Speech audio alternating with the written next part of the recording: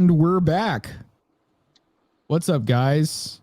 We're back with another episode of the podcast. Yeah. The podcast ever. So Mr. Greg, what is with you right now? What is going on? What do you mean? Your name says normal phone salesperson and you don't have an avatar yet. Oh, I think you're going to like this one. Hold on. Okay.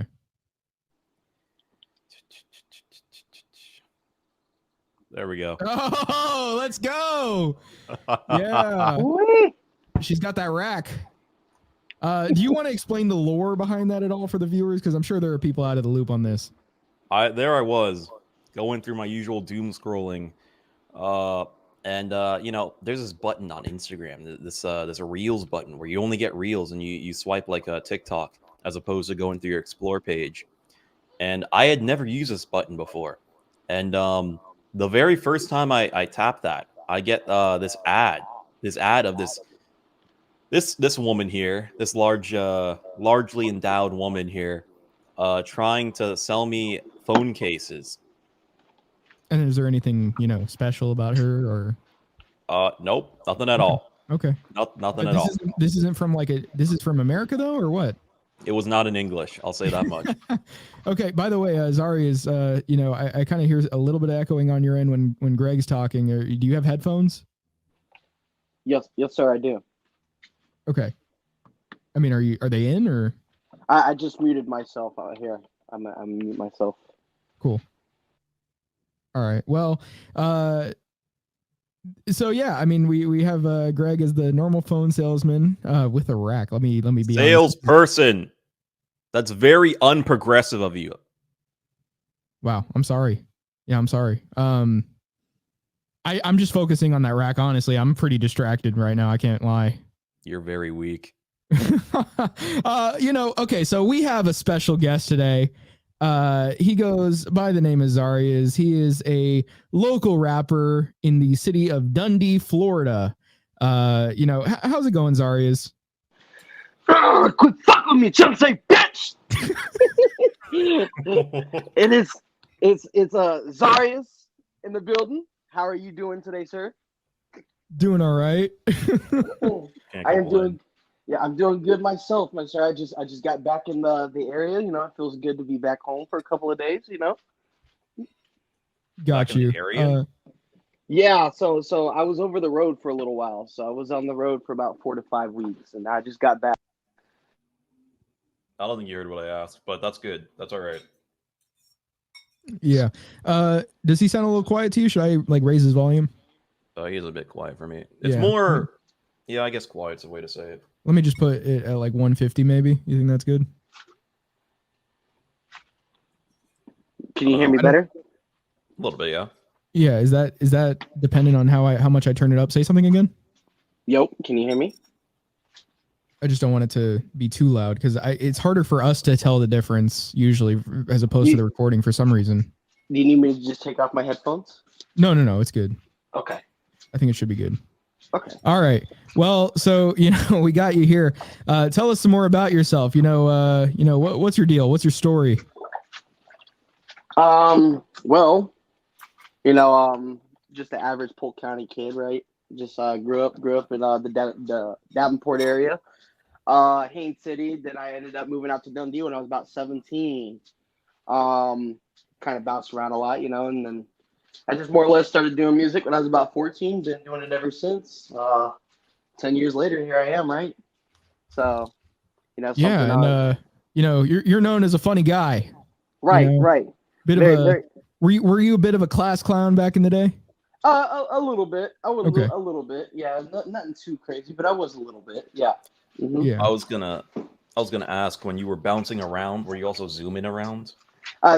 Zooming, flying. I was chilling with Aladdin a little bit. Were the booties bubbling? Oh yeah, for sure. Plenty of them. I don't know if we want to get into this right away.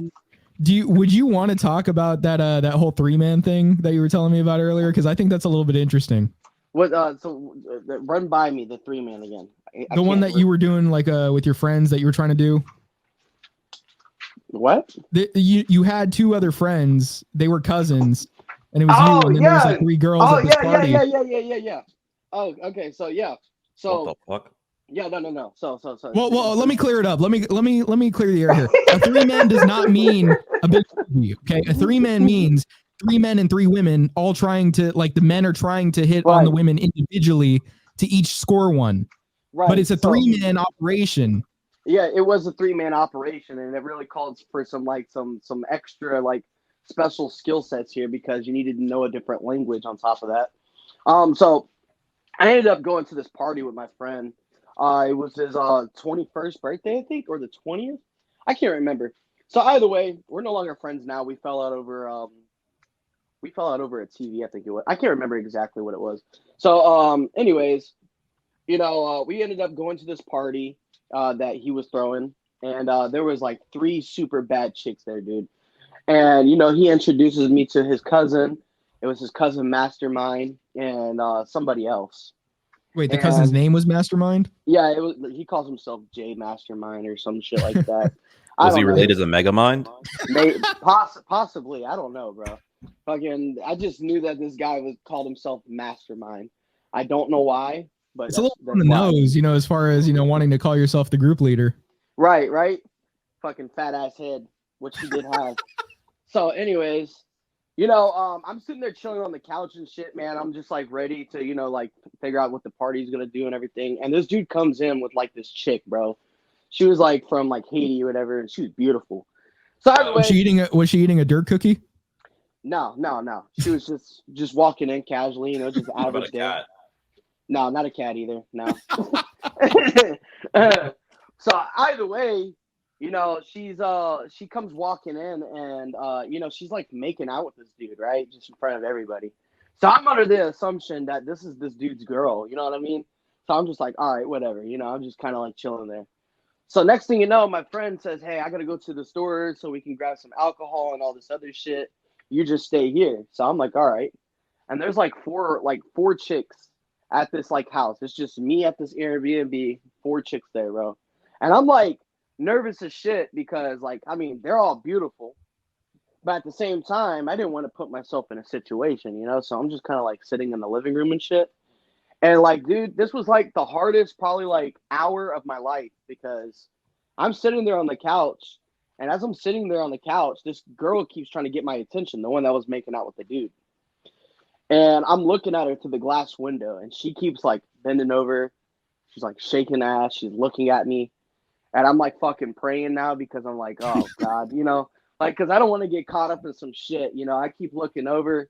She's like trying to like communicate with me, like come over here and handle this. You know what I mean? And trust me, I wanted to.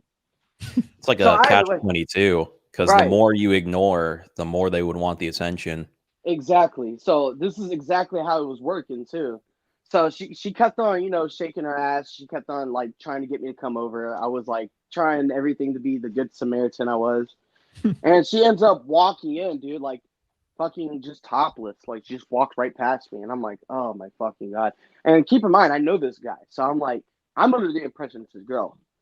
So finally, they come back and I call them over to me, and I'm like, hey guys, look, just want to let you know, man, just because, like you're my homeboy and all, your girl over there, she keeps like shaking her ass and like trying to catcall me over here and stuff like that. Just wanted to let you know, whatever this and that and the third. And they both got quiet and they looked at each other and started laughing. And I'm like, why the hell are y'all laughing? And they're like, that's not even his girl. And they're like, so you mean to tell me that you were in this house with all these girls and you didn't try to do anything? And I was like, bro, I thought this was everybody, like everyone had a girl here. So like, I thought I was doing the good thing. So either way, I guess the party goes on later on that day. And they started speaking Creole, bro, because like, I don't know, like I guess they get to speak Creole and shit. So they started speaking Creole and apparently they wanted to like have like a threesome. My homeboy, his cousin, and me. And wait. Hold on. So this wasn't a 3-man in the sense of like y'all were each having one chick. Wait, so this wasn't an orgy? No, this would have been 3 girls, 3 guys. But wait. You said you guys are each with one girl or everybody's like, each guy switching between women? No. Every guy has his own girl. Let's just in the same room? I don't know about the same room now. Okay. But you said a threesome. Well, first of all, this would be a sixsome. But I'm just wondering here. When you say threesome, we got to clarify, because threesome would mean 3 people all having sex with each other. Okay, so sixsome, right? Wait. That's not what I meant either. I was just saying, if anything, it would be that. But that's an orgy still. So what I'm saying is that, I'm trying to clarify here whether or not, it would have been exclusively one guy with each girl, or if they would be like passing them around or something. I think it would have been exclusively one guy per girl. Okay. Possibly different rooms. That's better than nothing. That's better than nothing. I'll give you that. I'm not sure what went down in this language over here, because they were speaking some Creole. Okay. So I don't know what the fuck was really said, but that was your first mistake. Right? For all I know, he sent me a video of the ass shaking. What? Right? Oh, okay. I was gonna say. No. He was just showing me a video of what they were doing. Dude, I was asking him, are these chicks strippers or something? Because they were like straight up shaking ass in thongs. One of them grabbing the other girl's like butt while she's shaking it. Dude, they were bad, man. But for all I know, they could have been talking about sticking shit up my ass. I don't really know. Yo. But either way, according to my homeboy, they all wanted to fuck, and he told them no. I don't know why. And I was fucking furious, bro. For like the rest of the party, I didn't really talk to the guy, bro, because I was like, bro. It sounds like you dodged a bullet. Yeah, possibly. I probably could have. Well, yeah, you didn't know what you were getting yourself into, to be fair. To be very fair, the guy, this guy over here is a wise man. He is a wise man. But yeah, either way, to sum it up, I didn't get laid that night, unfortunately. But I still went to a party and had fun. A Diddy party. Yeah, it was. It does sound like a Diddy party. Yeah, something like that, possibly. And we will be speaking about Diddy parties later in the episode, because there is some new news on that. I don't know if you guys have heard recently.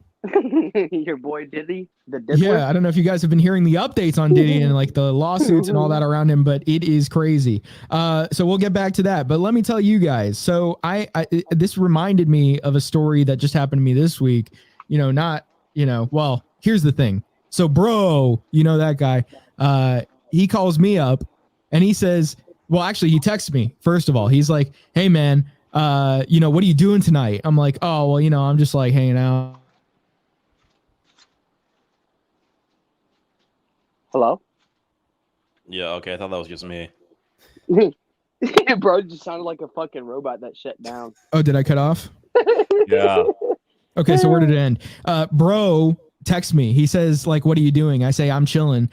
He says, well, man, I got a couple girls that are ready for a 2-man, basically like he needs me to help him out, having both of us there with the chick. Was it like a sacrifice? You had to entertain a fridge or something?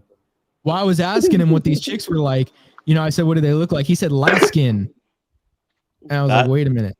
That doesn't really. What do you mean by that? So, but then he's like, oh yeah, my plane just landed. Like I'm back in town. I call him up and then I say, what do these chicks look like? And then he starts telling me, oh yeah, no, I mean like, one of them's a light skin, the other one, she's like, I can't remember. I think he said like Latina or something.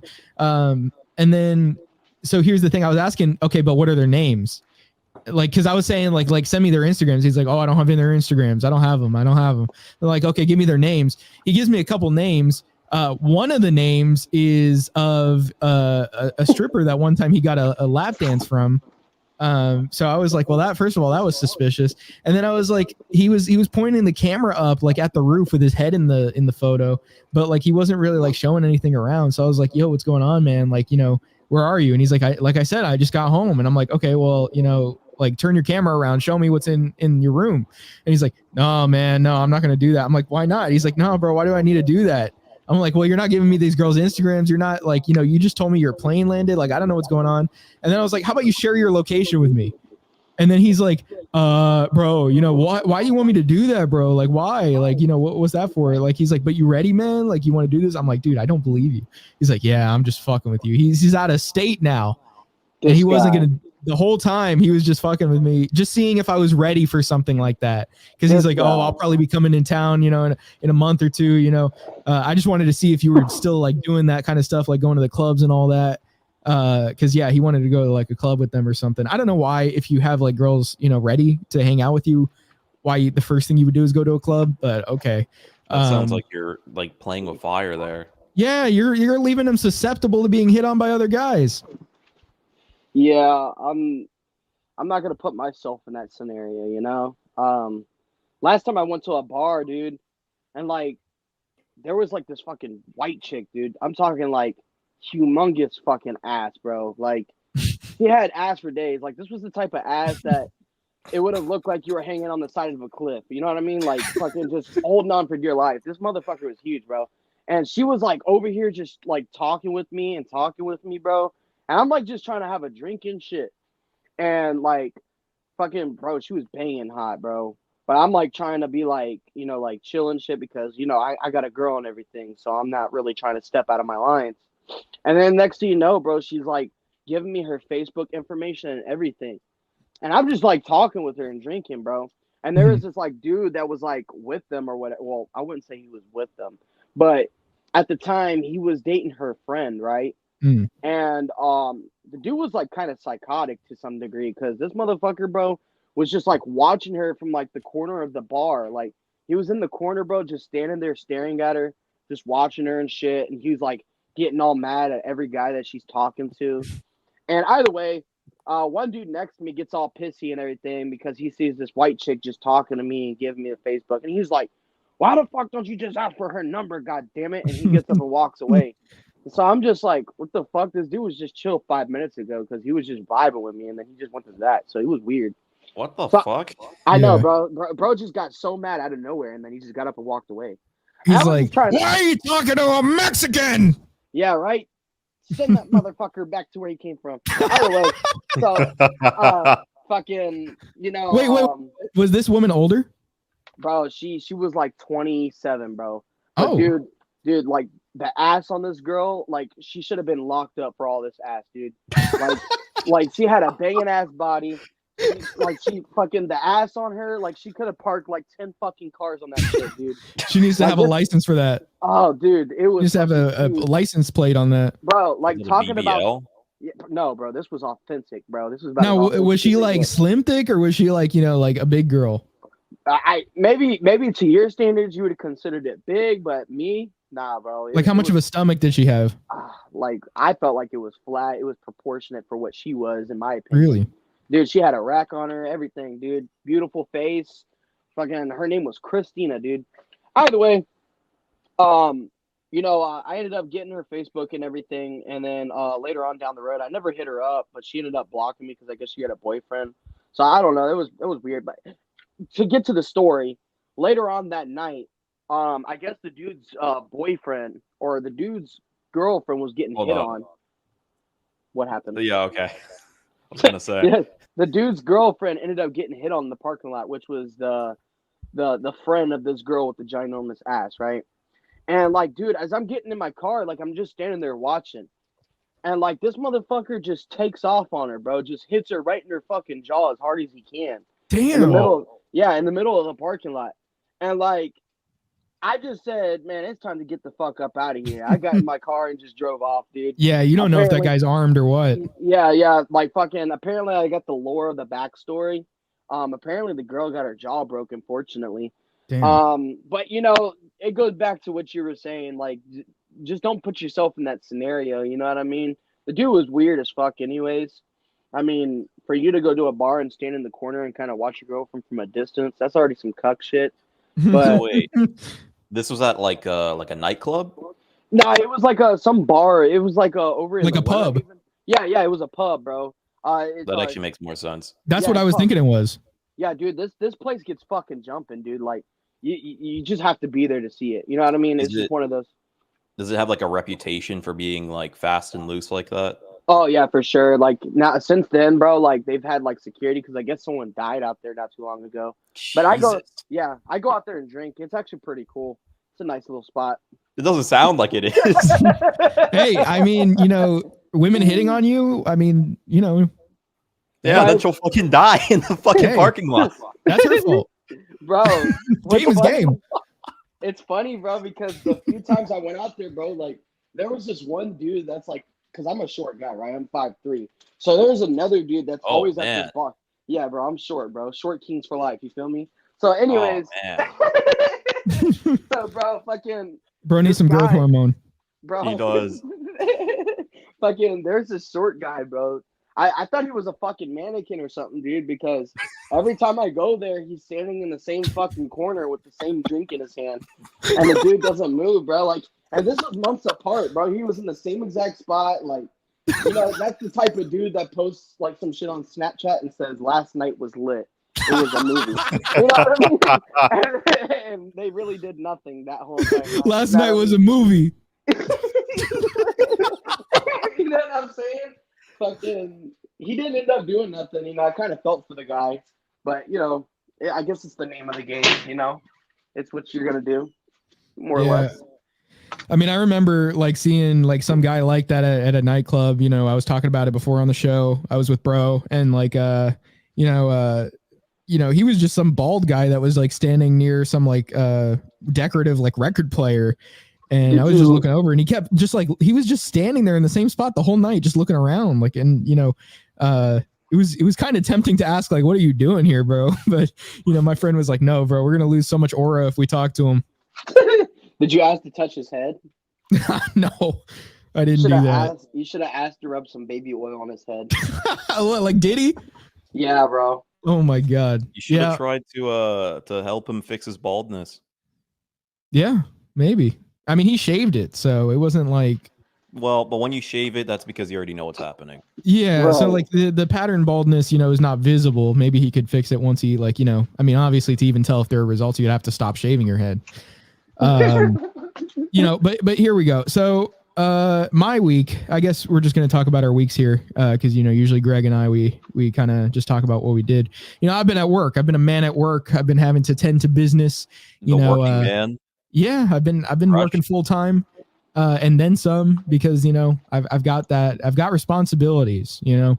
Hell So here's what we have, though. I want to talk about it. Just a few people I interacted with while I was doing that. So there was so basically, I guess the gist of it for the viewers is I am in sort of like a temporary managerial position, but it's still sort of like, you know, I'm still doing some like cashier stuff there, even though I'm doing a lot of the other stuff as like a manager. I'm just, but yeah, that's the point.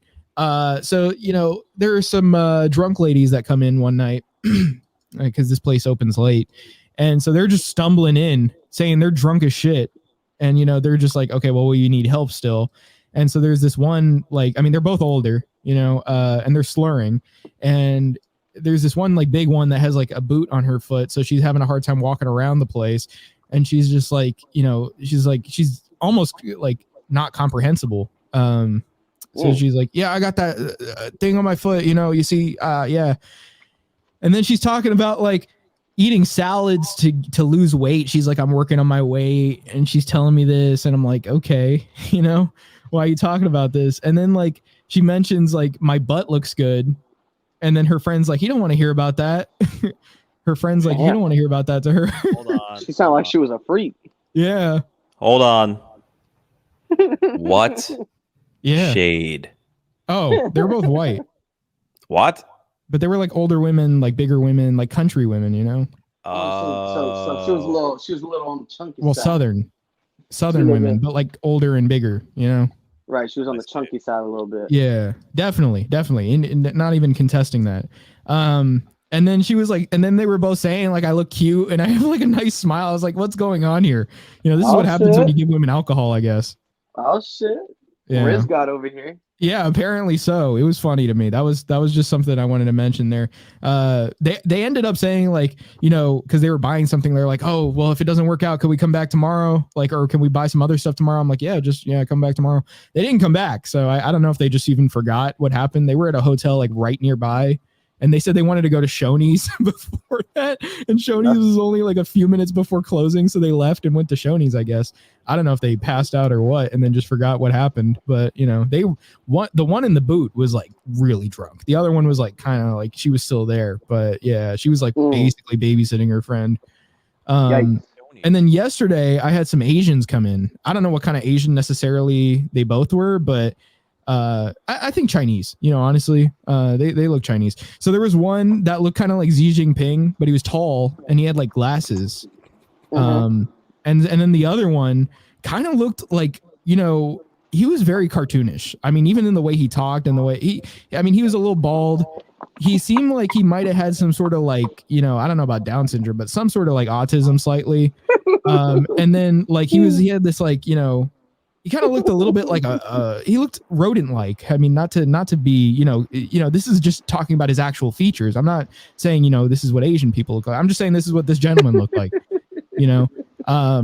And they, you know, they had the like most stereotypical sounding like Chinese or whatever it was. They were like, yo, my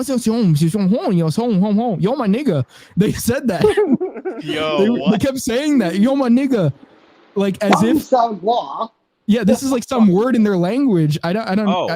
That means they're Korean. Yeah, really? Apparently, nigga is like an actual word in. No, I know it is, but I mean, yo ma nigga. It's like it sounds like they're saying yo my nigga every time. Right. I kept looking up at them every time they said it. They say yo my nigga, and my head like just shoots up at the guy. Like, have you seen the restaurant nigga? I think it's over in Orlando. The restaurant what? It's called Bich Nigga. It's in Orlando, bro. I've seen somebody talk about that. Yeah. But you know, these guys look more Chinese than anything. Okay. Nah, they're probably Korean. Maybe, but they look Chinese, especially that one guy. That one, like, kind of, I mean, both of them did, but that one guy with the sort of disability, he looked really like, I don't know, he didn't look Korean to me. He looked like he looked Windows. Yeah.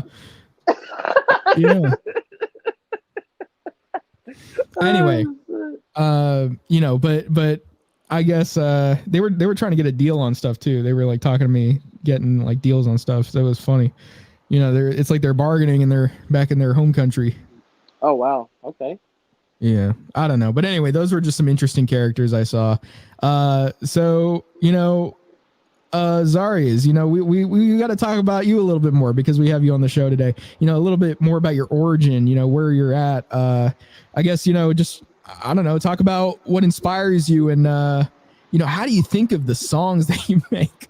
The best question. Right. So, you know, I mean, I've been doing music. I've always done music since I was a kid. Like, I remember as early as even by being like 5 to 6 years old. You know, originally, believe it or not, I was actually into country music. My mom was like a heavy listener into like Kanye Twitty and shit like that. Or is it Kanye with Conway Twitty? I think that's what it is. Conway Twitty. Yeah. So I butchered that name. I said Kanye. Someone needs to make that a meme. So, anyways, you know, my mom was like a big fan of his music. You know, like earlier shit like that. And you know, basically, I wanted to be a country singer in the beginning. I'm not gonna lie. And then I realized that it was really hard to write country music because I couldn't vibe with it. And so that was when I was introduced to Colt Ford by my uncle. And it was like country and rap put together. So it was like kind of like my introduction to rap. It wasn't quite. But it wasn't like yet. Lil Nas X, was it? Yeah. No, it wasn't nothing like that. Like Colt Ford was like down the road where the blacktop ends. You can find Colt Ford with all his friends. Colt Ford slaps, bro. So, anyways, I was inspired from Colt Ford. And then I ended up trying to sing, right? So I wanted to be like a singer like Chris Brown. And I realized I couldn't sing, bro. I didn't have the lungs like Chris Brown or anything. So Did you have the fist? You said what? Did you have the fist like Chris Brown? Maybe the fist. But not the vocals. Chris Brown, I can't. So if that guy after the bar, if he had let you get a shot at his girlfriend too, you probably would have been able to get a good one in. Maybe. Yo. Let me fucking stop. This is a joke, guys. All right. So, anyways, you know, so basically, I ended up getting this MP3 player from my aunt for Christmas. I was like 7 years old, 7 or 8, and basically, it was like, you know, like the original MP3 players back in like 05, 06. They weren't like fucking touchscreen or anything. It was just like 4 buttons, up, down, left, right, and then the middle button. And it was like literally like small as shit, dude. Like it was probably like the size of a pack of Tic Tac gum or something. So either way, I had my dad download a bunch of music onto this thing, you know. So my dad, he took it, he downloaded a bunch of music, like 3,000 songs. And dude, I was hoping he was gonna download country music and everything. No, bro, he downloaded like the most like hood rap shit that you could ever find, bro. And at like 7 years old, I'm listening to like "Listen While You Work," songs like that, bro.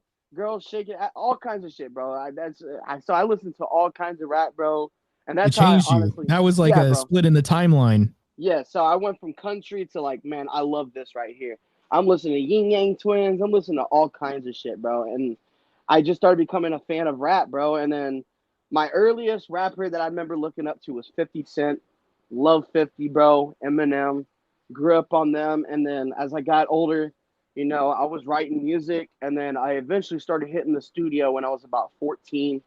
I knew a guy. We ended up doing some music together. And so he ended up moving. His name was Slime Baby. He ended up kind of blowing up on the SoundCloud scene for a little bit. He had a little buzz. It kind of came and went. And then, I ended up linking up with one of my friends named Cherie, and we ended up doing music together. We wanted to form a group called OMU. The group didn't work out so much, unfortunately. But, I continued with the music. I kept on writing. I learned how to engineer my own stuff, mix master, record my own videos, color grade, that kind of stuff. And I just constantly been consistent with it. And basically, the process of me just coming up with the songs, I don't know. Like, I hear a beat and I just write what comes to my mind, whether it's goofy, whether it's funny, whether it's serious, whether it's sad. I just write how I feel in that moment. And, whether I just release it to the people. If they like it, they like it. If they don't, it's what it is. I look at music as a piece of like of a painting, a portrait, and y'all can be the judge of whatever, you know what I mean? So I make it because I enjoy it, and maybe that's why it comes so easy to the mind. I was smoking a lot of weed in between that just to help with the creativity, which I have since stopped for a little while, but maybe I might get back on the wagon. Maybe not. I don't know yet. But yeah, man. You mean off the wagon? Yeah, I'm off the wagon, but might get back on it. Wait, no, he's on the wagon because you fall off the wagon when you do bad. Oh, yeah, that's what I'm saying. Yeah. So he might fall off the wagon again. Yeah, I might fall off the wagon again. Oh, okay. Because I love weed, right?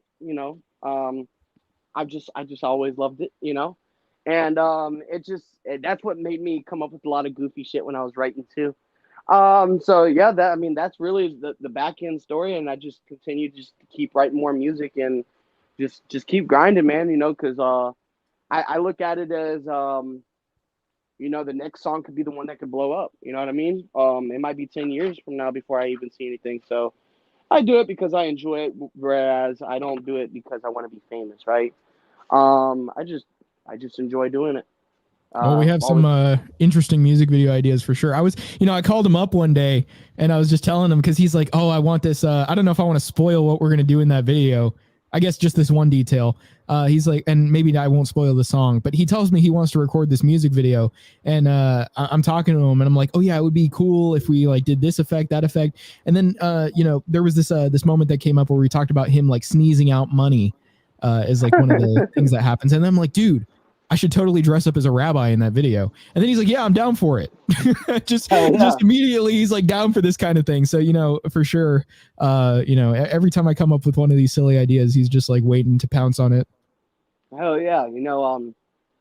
Everyone likes to be so serious. Me, I like to have fun, goof around.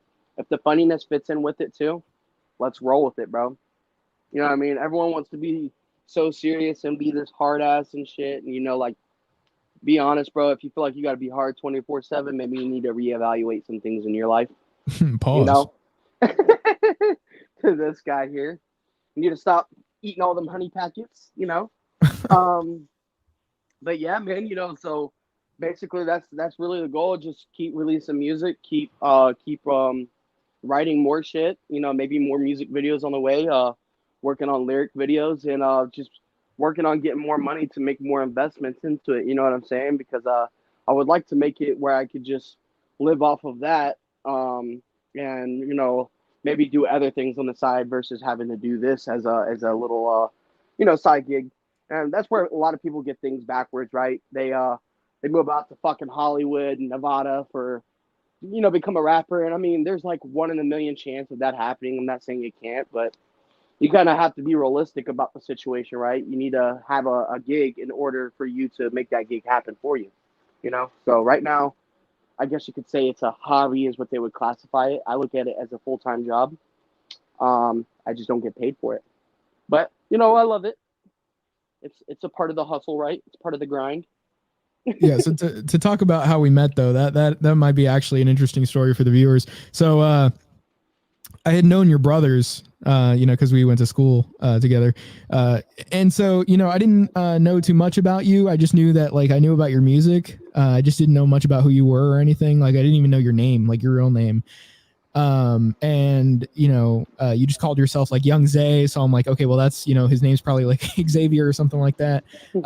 And I remember I was with my friend, the what did we call him on the show, because it was the guy Greg that we went to the clubs with at the end of the year, the one Triple Up. Well, I guess we could just call him that. Yeah, that guy. So I was with him at a Chick-fil-A, and he points out, he's like, hey man, isn't that I don't even think he said it right. He was like, isn't that Zareuz or whatever? That's those guys' brother. Yeah. Whatever. Two guys, their brother. Twins. Yeah. And not the twins that are over here on Greg's screen, because I've been looking at those every once in a while. I just can't, my eyes keep going over there. But wow. Right? I'm getting distracted. I'm getting distracted. That's, that I'm sure those things release pasteurized milk, pre-pasteurized. Pre-pasteurized? Yeah, it's already pasteurized, already homogenized. Well, no, she would not have a high metabolic rate, which would mean the temperature is not high enough to pasteurize. Oh, yeah. Well, I was just thinking more so because, it would be fortified. You know what I'm saying? The milk wouldn't be the raw milk, because there's a problem with raw milk when it comes to certain people that don't like it. Anyway, my point is here.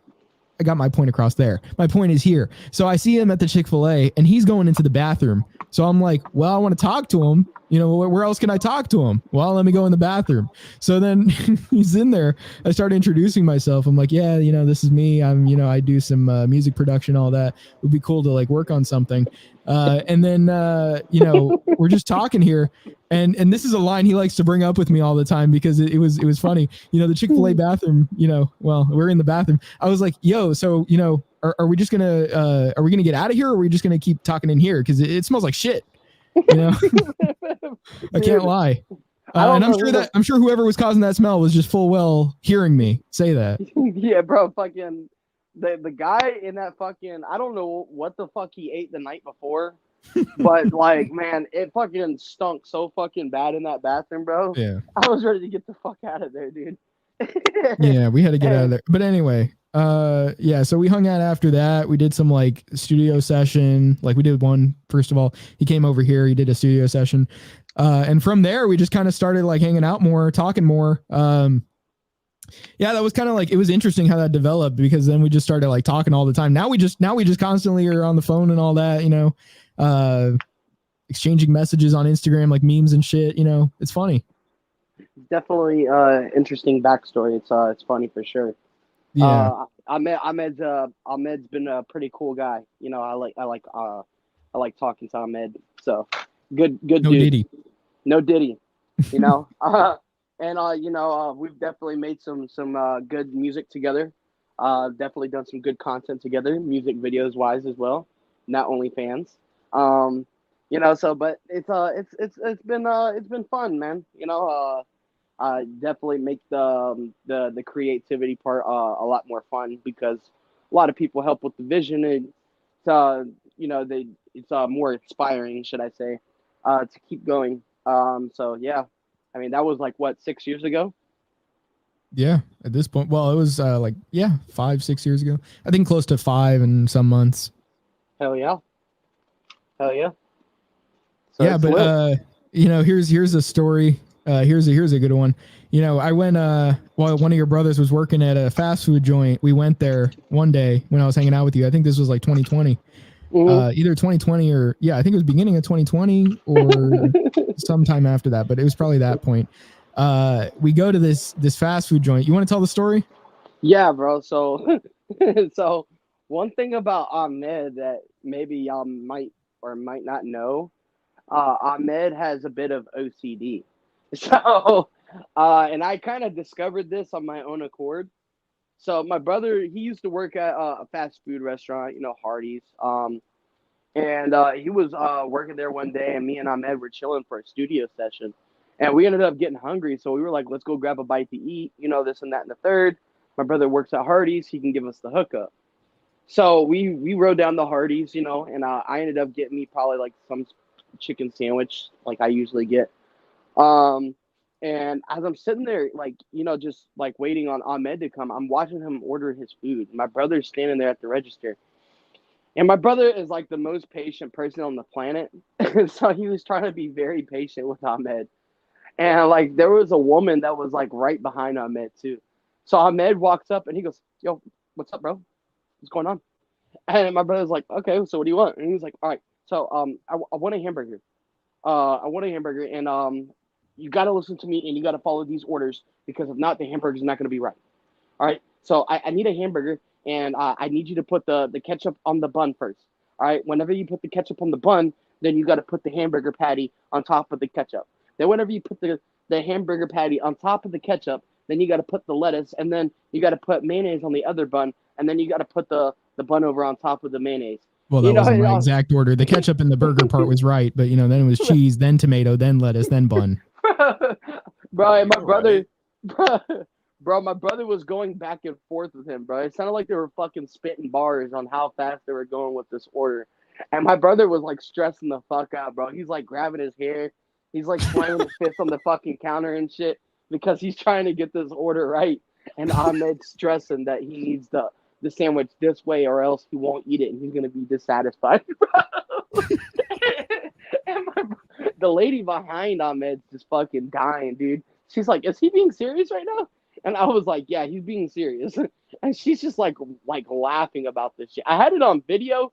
I don't know what the hell happened. Maybe my camera deleted it. Dude, it was funny. It was so funny. I'm not even gonna lie to you. You said it might be in your Snapchat memories. Why? Well, sometimes you want your hamburger like that. I mean, if it's not a certain way, the moisture gets absorbed into the buns wrong. Like if you put the tomato on top, it's going to get all in the buns. I don't really eat tomato anymore, but back in the day, that would have been an issue. Bro, it is a fast food sandwich. Yeah, but the order of the food makes the burger taste different. I think Game Theory, they even did a video on this. They proved it. Oh my God. Yeah, there's a certain order to burgers that makes them taste better. Ahmed's very interesting. Let's just put it that way. He is very interesting for sure. You're not beating those claims, bro. You're really not beating those claims. Yeah, well, the allegations will continue. Okay, so before we get into some current events and stuff we'll react to, because we're just shooting the shit here. Let's get to a few more stories here with Zareuz. So what kind of woman are you into, Mr. Zareuz? Me? What kind of features do you like on a woman? I like I'm gonna put this out in general. I do love all women, especially beauty, because beauty speaks every language, right? Me, I personally like more dark-skinned women. I will be honest about that. I love some dark-skinned women, and especially curvy. Like I said before, I like women with some big old booty. I like some big old booty. I like some, just nice curves in general. I want that ass to be like I said before, it looks like I'm drowning. Whenever someone like fucking is like on the like just holding on to something, like when they're drowning, like they just grab whatever they can and they're like begging. I want to look like that when she goes to sit down on me. You know what I'm saying? You can only just see my head. No, all jokes aside, I really like curvy women, beautiful women. Whether it be Asian, white, Spanish, black, but more or less the Spanish and the black women. I especially endure, darker skin in general. That's more or less my preference. Okay. There are certain features though, hold on, let me look up something here. So there are certain features that we've talked about before that I have been surprised at. You know, not limited to tattoos. I was going to say tattoos. Oh yeah, I like women You know. with tattoos. I love women with tattoos. Now, how many tattoos are you talking about here? Oh, dude, they could have tattoos everywhere. They could have them all over their body, except, well, no, even the face too. Honestly, I can deal with the face too. hmm Like, a good example is Sexy Red, bro. Sexy Red, Sexy Red, get to work. 100%. What? Yeah, see, that's what I was going to talk about here. So, Sexy Red looks like a young thug, for your information. You saw the sex tape. Let's be clear. You're crazy. Let's be clear. You saw the sex tape. Like You've seen her flash her fake boobs. Bro. Are you all right with fake boobs? I could deal with it. You know, have you felt them? I have not felt fake boobs before. They don't feel great. They don't feel great. They feel like plastic. Well, they're harder than normal ones. You know, I am an advocate for all natural. Love yourself for the way you are. But you know, hey, including cellulite. Right. I love cellulite. That's like amazing. You know what I mean? That's like the secret weapon to like a woman with like a great body. You know what I mean? Like some cellulite is just like the cherry on top of a sundae, bro. You know? Like that's how you feeling right now, Mr. Greg? You know that one emoji with like the really pronounced frown? Yeah. Yeah, that. What? Yeah. So, you know, Mr. Zareuz, you know, how would you say that you've come to a lot of these, you know, how do I put it? Interests, you know, in women, you know, what sort of drove you toward these features? I don't know, bro. Like, all right. So like, I just remember like in my freshman year, like, I guess you can go back to that whenever you just finally start getting into girls, right? I mean, I was probably into girls probably like since middle school, but I mean like I actually wanted to date somebody, right? So like freshman year, you know, high school, I had this girl, dude, that like sat like right across the room from me. And like she was a little chubby, bro, but like she was not the bad chubby. You know what I mean? Like she had really proportionate body. Is this like the woman you had sent me? I think so.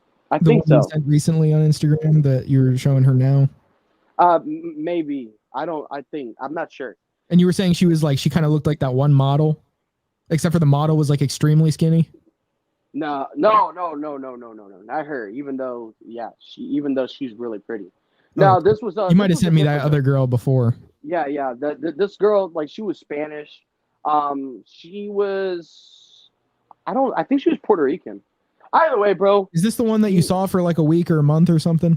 Yeah, she sat next to me in class, and dude, she had the curves, and I was just instantly hooked. Like, dude, she had like a colossal booty, dude.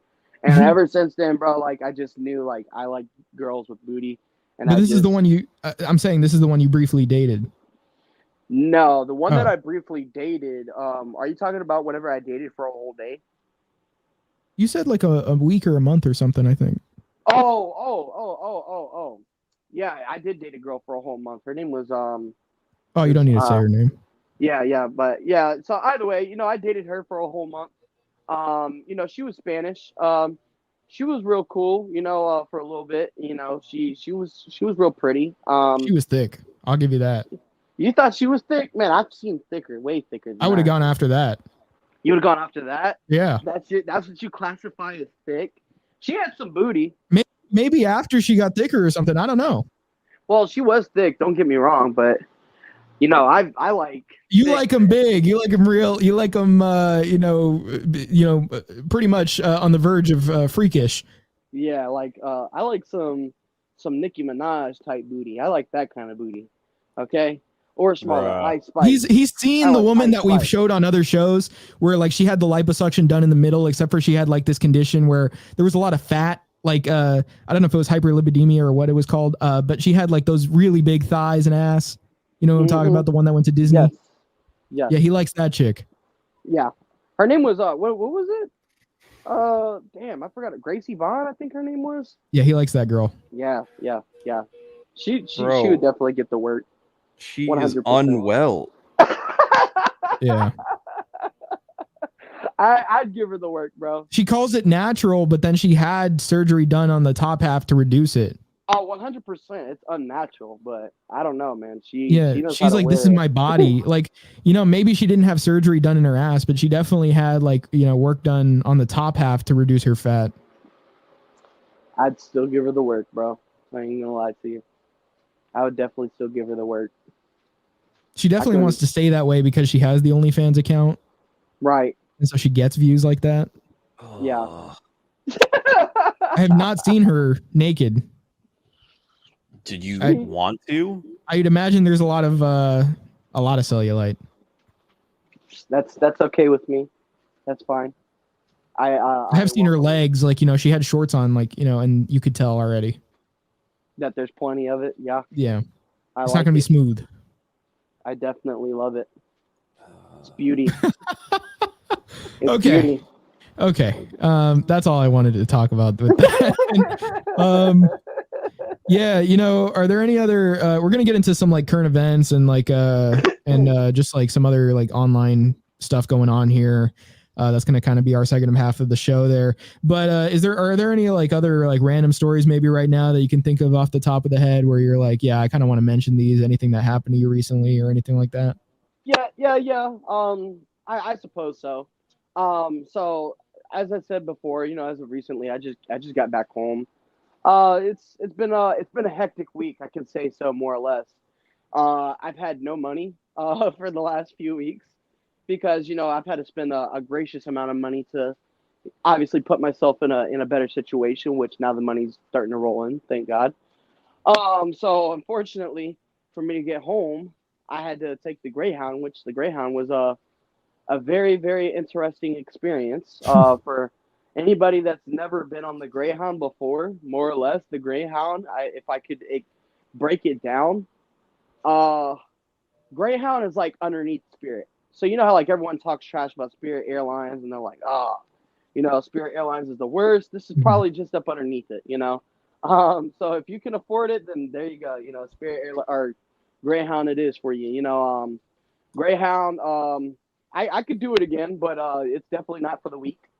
I rode on there for probably like 12 hours. And during that time span, I've definitely endured a couple of situations on that bus. Whereas the first one, the bus driver was talking about no smoking weed on the bus. Well, somebody went to the back of the bathroom and ended up smoking weed on the bus anyways. And like next thing you know, the bus driver's like losing his shit. He pulls the bus over. He's like walking up and down the aisles to find out where the fuck this person is, trying to figure out who's smoking this weed. Dude, this reminds me of like high school or middle school. I had the same thing happen when my friend was on a bus, like, on a school bus. He was vaping and like the vape smoke goes up and he's trying to like brush it away. And then the bus driver pulls the bus over. He's like, oh, who is that?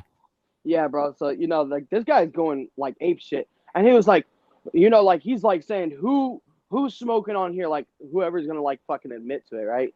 And he's like, well, okay, this is your chance because don't be surprised whenever you see blue and red lights behind us. And so next thing you know, this Spanish woman, this like older fucking Spanish lady walks off the bus with the bus driver. And like, she's like pointing fingers and everything. So we all know what she was doing out there. She was fucking selling them out, boy, left to right. And just because she's a woman, not even to get anything. Yeah, bro. So essentially all the things together, bro, she was snitching on the dude and everything. What did she have to receive from that? Like, what did she gain? I don't know. If anything, I thought she fucking gained a target on her head because she had to go to the back of the bus again. And like, Rosa Parks. Like what I got to think of, bro, is like you're a fucking savage, bro. If you could sit there and tell on somebody and then go in the back seat and sit like just chill like nothing just happened, you're a fucking different kind of gangster, bro. You know what I mean? Like, I'm not built like that, but she fucking got off that bus and she fucking told. Essentially, no one ended up getting arrested. And so far, so forth, one of the dudes that was actually like, I guess, pulled off the bus to figure out he didn't speak English. It was him and his buddy. And like, they fucking, I don't know what the hell their problem was. I'm like looking around the bus, like just trying to figure out what's going on. And then I see this dude staring at me. So I look over at him and the guy is like, he like gets up real fast. And then he's like, what's up? Why you look at me? So I'm fucking telling this guy, I'm like, dude, you were fucking looking at me, bro. And then like, like I'm trying to like talk shit to the guy, but he doesn't understand what I'm saying. So the guy pulls out his phone. Like, imagine getting into an argument. In the middle of an argument, the dude just pulls out his phone and hands it to you so you could speak it into his phone just to tell him what you're saying. So that's essentially what happened. And, I told him, I was like, you were fucking looking at me, bro. And then I look at him. I'm like, problemo? ¿Qué pasando, güey? Problemo? And he's like, yeah, problemo. Problemo. So, he ended up not doing anything. So, it was what it was. Well, so it was like you were saying, like he was saying there's a problem, but then he just you just look at each other and he just goes back. Yeah, he just kind of just went back to what he was fucking doing. So I was just like, dude, what was the fucking shit show for? You know what I mean? I think essentially because I'm like 99% sure that him and his buddy were the ones that was smoking the weed on the bus, and I think he thought that I was gonna tell on him. I don't know. You know what I mean?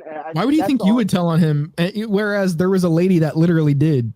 Yeah, I don't know. I was telling him in Spanish because I told him, I was like, conductor dice a persona fumar en la bus aquí. And then the dude was like, yeah, this and that. So I guess he was kind of like telling me he smoked the weed. I don't know, bro. It was weird.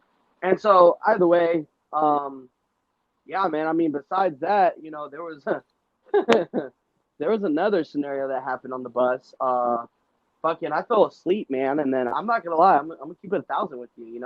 I woke up with some morning wood, and it was a fancy ass bus, man. So I went to the back where the bathroom was, and like this bathroom was like clean as hell, bro. It was a nice ass bathroom. It felt like at home.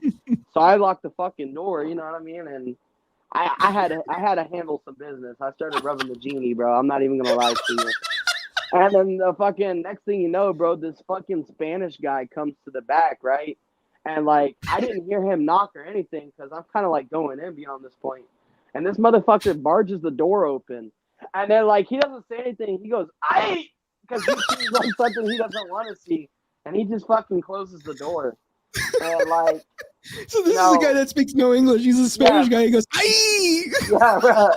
Yeah, bro. So fucking, I kind of, I wrapped up my business and I kind of just shamefully walked back to my seat. And I was just kind of quiet the rest of the ride. Fucking, I mean, bro, is that like a normal occurrence? Like your first instinct? To go, "Aye!" Bro. No, not the guy. Like the first instinct is like, well, there it is. I guess I got to deal with it. Hey, well, I mean, if you're bricked up on a bus full of people, I mean, do you really want them seeing that? Why did you do it on the bus? Well, then otherwise they're gonna see you're bricked up. Well, actually, my real question is, why would you do it at all? Just let it go away.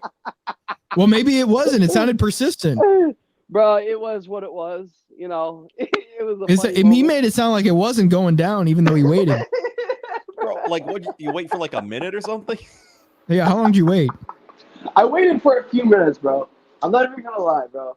I fucking was sleeping. All right, there was like, I don't know, bro. I just woke up and I tried everything and I said, fuck it, I'm gonna go to the bathroom. Wait, oh, what do you mean you tried everything? Like I tried everything not to do this, bro, because it just would not leave my mind at this point. Did you try not getting up and going to the bathroom? It was a thought for sure. It was a definite thought. And it just was not working out. It was not working out. So I mean, I didn't go out like designer. Do you have a plan? I have concepts of a plan. I had concepts. The blueprints weren't quite there yet. Things just kind of happened. It was what it was. Your Honor, my client clearly tried not to take this action. He used up all of his resources and he could not make it happen. To be fair, he's saying this is a clean bathroom. He locked the door. Yes. It was very clean. You didn't lock the door.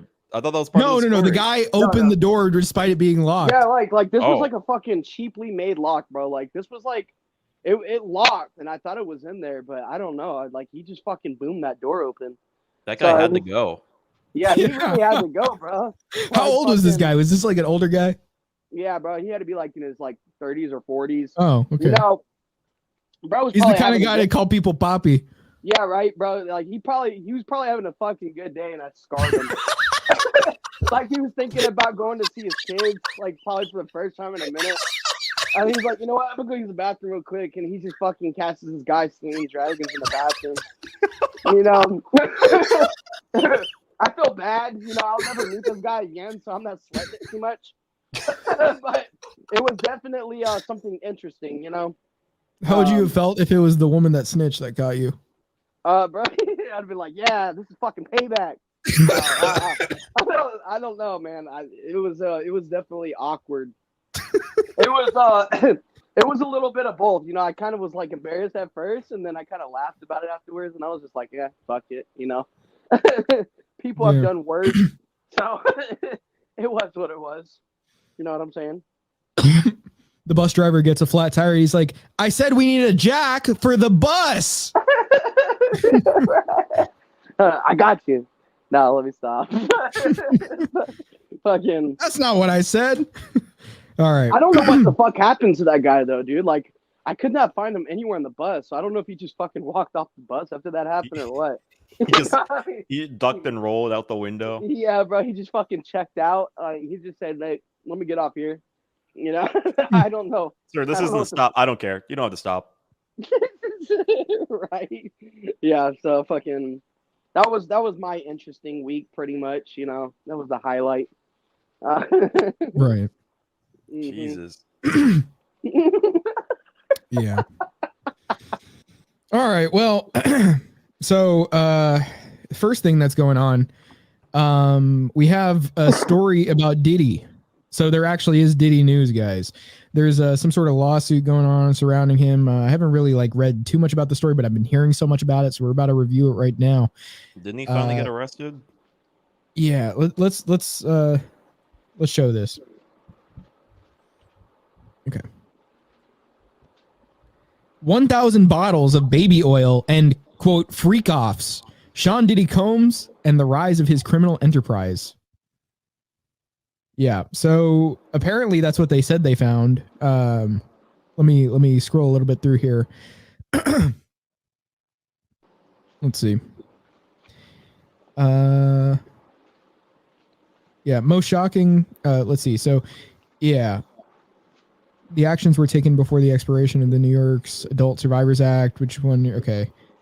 Yeah, there were allegations made by his former partner of a decade, singer Cassandra Ventura, known professionally as Cassie, and almost 20 years Combs' junior. The couple were in a high-profile relationship for years until their 2018 breakup sparked a frenzy of headlines and gossip. And let's see. But that was just the tip of the iceberg. Cassie's lawsuit shockingly claims Combs had another rapper's car blown up after learning the musician was romantically interested in Cassie. Yeah, I think we... haven't we heard about something like this? Forced her to engage in sex acts with male sex workers in sessions he called, quote, freak-offs while jorking it and filming the encounters, and demanded she, quote, carry his firearm in her purse to make her uncomfortable and demonstrate how dangerous he is, unquote. Yeah, so he denied all wrongdoing outlined in her filings. Let's see. So yeah, literally just called freak-offs. He's fucking guilty. Yeah. He's Let's guilty. See. Homeland Security Investigations New York said the March raid was part of an ongoing investigation, but did not elaborate at the time. The mogul's lawyers called the raids a gross overuse of military-level force. Tuesday's indictment, however, revealed some of what authorities recovered in those raids. Narcotics, 3 AR-15s with, quote, defaced serial numbers, unquote, ammunition, and a drum magazine, and evidence aligning with the, quote, freak-offs, unquote, so graphically outlined in Cassie's lawsuit. Also recovered were more than 1,000 bottles of baby oil and lubricant, according to the indictment, which alleges that Combs, quote, subjected victims to physical, emotional, and verbal abuse to cause the victims to engage in freak-offs.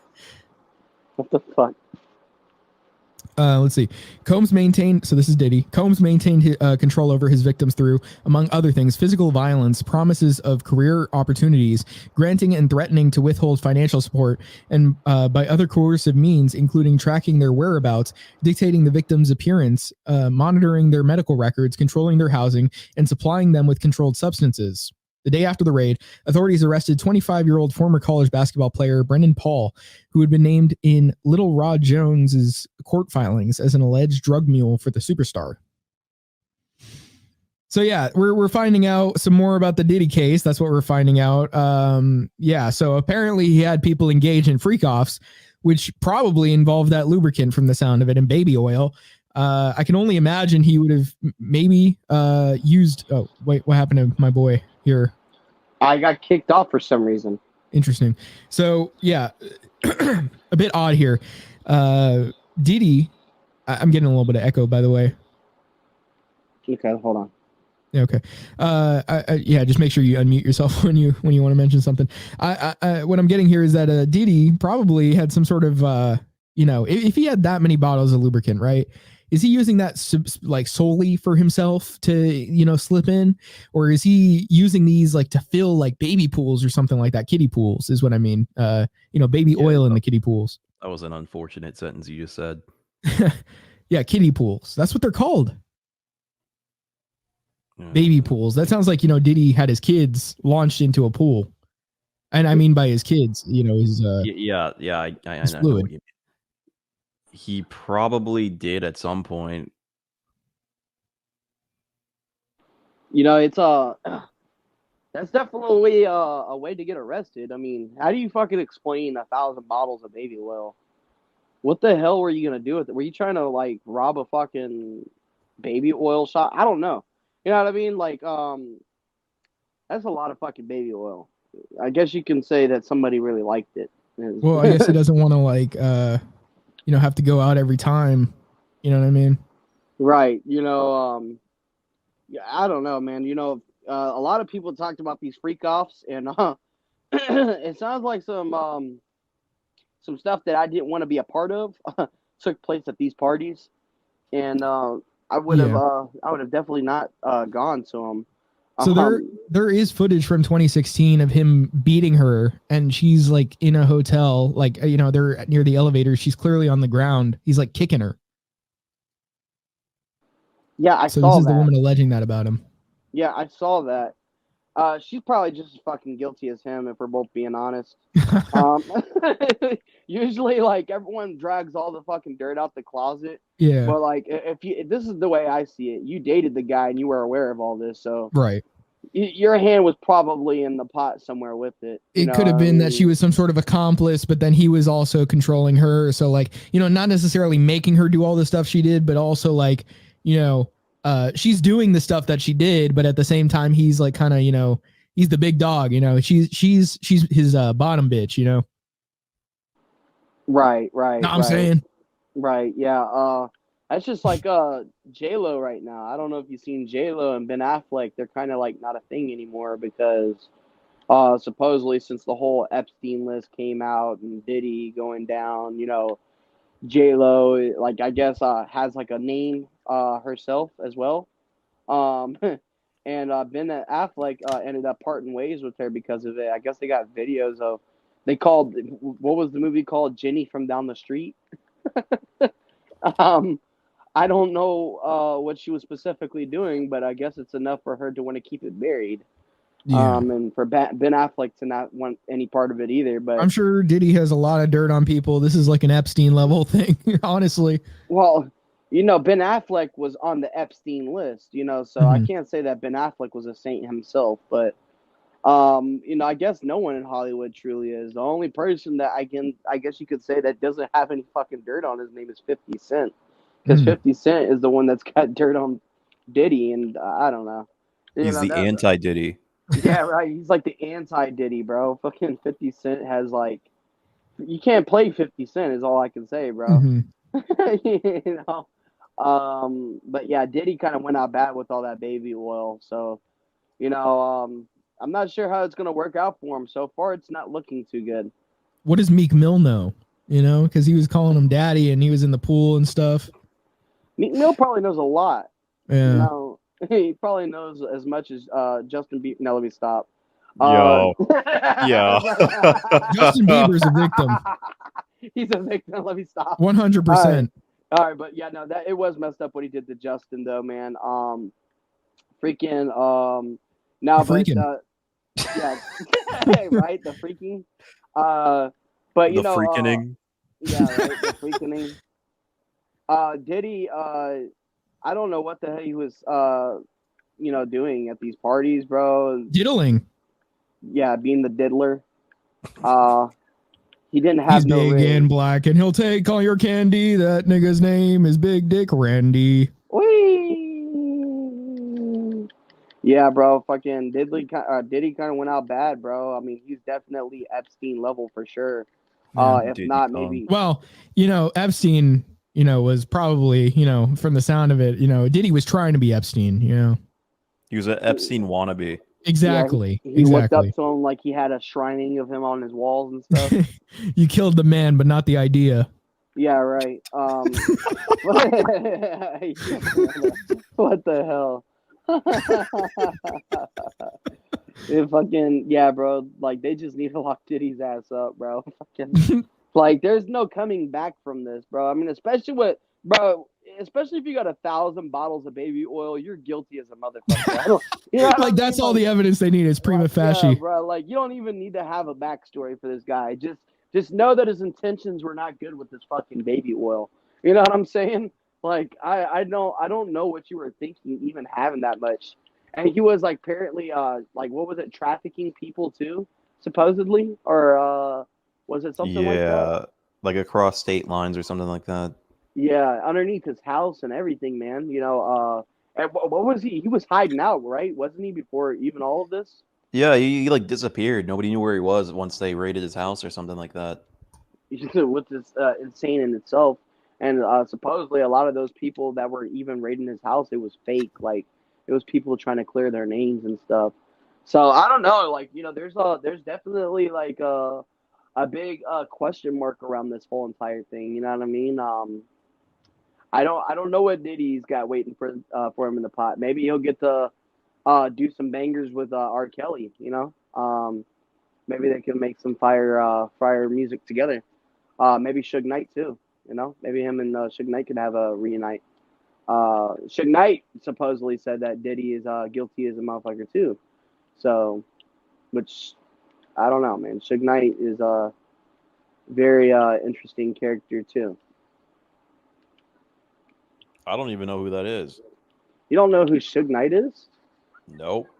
The Death Row Records owner, the guy that ran over the fucking dude and got like 25 years in prison or life or whatever. And then supposedly he passed out during his sentencing. Apparently fucking he was like the Diddy back in the day. Yeah. Suge Knight was like taking people to the back that owed him money and was pissing all over him and stuff, which is weird in itself. Yeah. But everyone was apparently scared of Suge Knight. So supposedly he had what's his name, Vanilla Ice by his feet for that song Ice Ice Baby. Right. Yeah, I heard about that one. Yeah. Supposedly he didn't even Like write off his a balcony. biggest. Yeah. Supposedly he didn't even write his biggest hit. I remember one of my buddies told me about that. Yeah, that's Suge Knight. Wow. Yeah. A lot of people were scared shitless of Suge Knight, dude.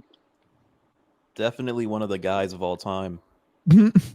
Yeah, bro. He was definitely something. He had Tupac signed to his label. And apparently, according to Suge Knight, Tupac was still owing him money even when he died, which, Tupac, I mean, I honestly feel like he was fucked out of his contract, in all honesty. Because, like, bro, we both know, or we all three know, that Tupac, like, was releasing nothing but bangers, and his album was, like, fucking multi-platinum selling. So I, the in fact fact, did that, not know that. yeah, Tupac had, like, an album, the All Eyes on Me album, where it was, like, it went fucking classic, like, 1,000 times, dude.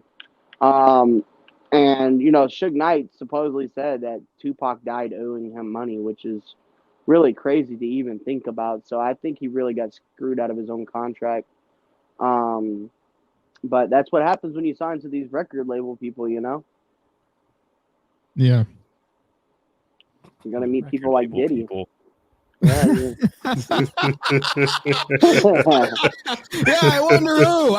Oh, yeah. Okay, anyway. So here we go. we're gonna just move right past that.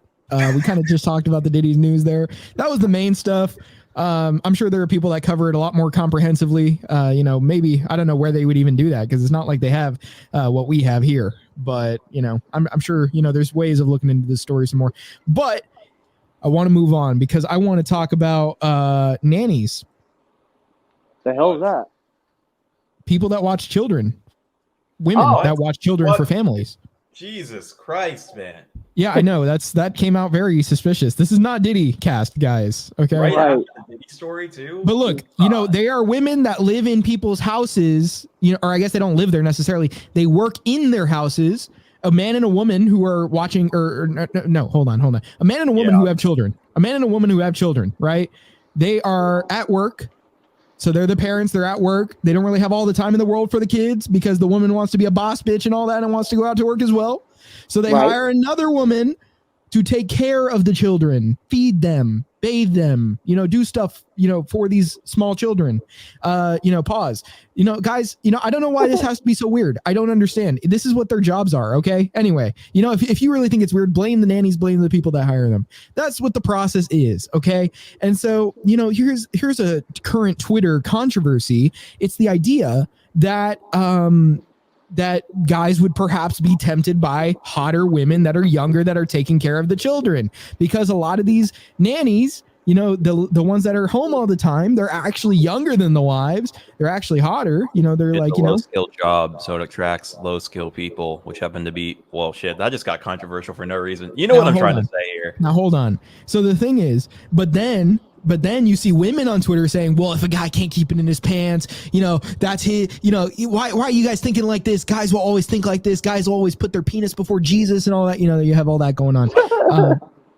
So like Christian women also talking with this, but this is the tweet that sparked the controversy. So let's show it and let's talk about it. Let's talk about that. Let's talk about it. Okay, so here it is. This is just a woman taking care of a kid. Look, she's like doing like nanny stuff. Oh, look, yeah, that is nuts. It's like some woman taking care of your kid. You think a guy is not going to do something with this woman? Come on, especially if she's younger than the wife. So here's the tweet. This is a guy tweeting it out. He says, just going to be 100% honest. If you put a nanny like this in my house, eventually most men are going to make a mistake, especially if she's the one cooking, cleaning, and taking care of my children while wifey is out being a girl boss in an office. Now, okay? let me say this. Is that really a mistake? Is that actually a mistake?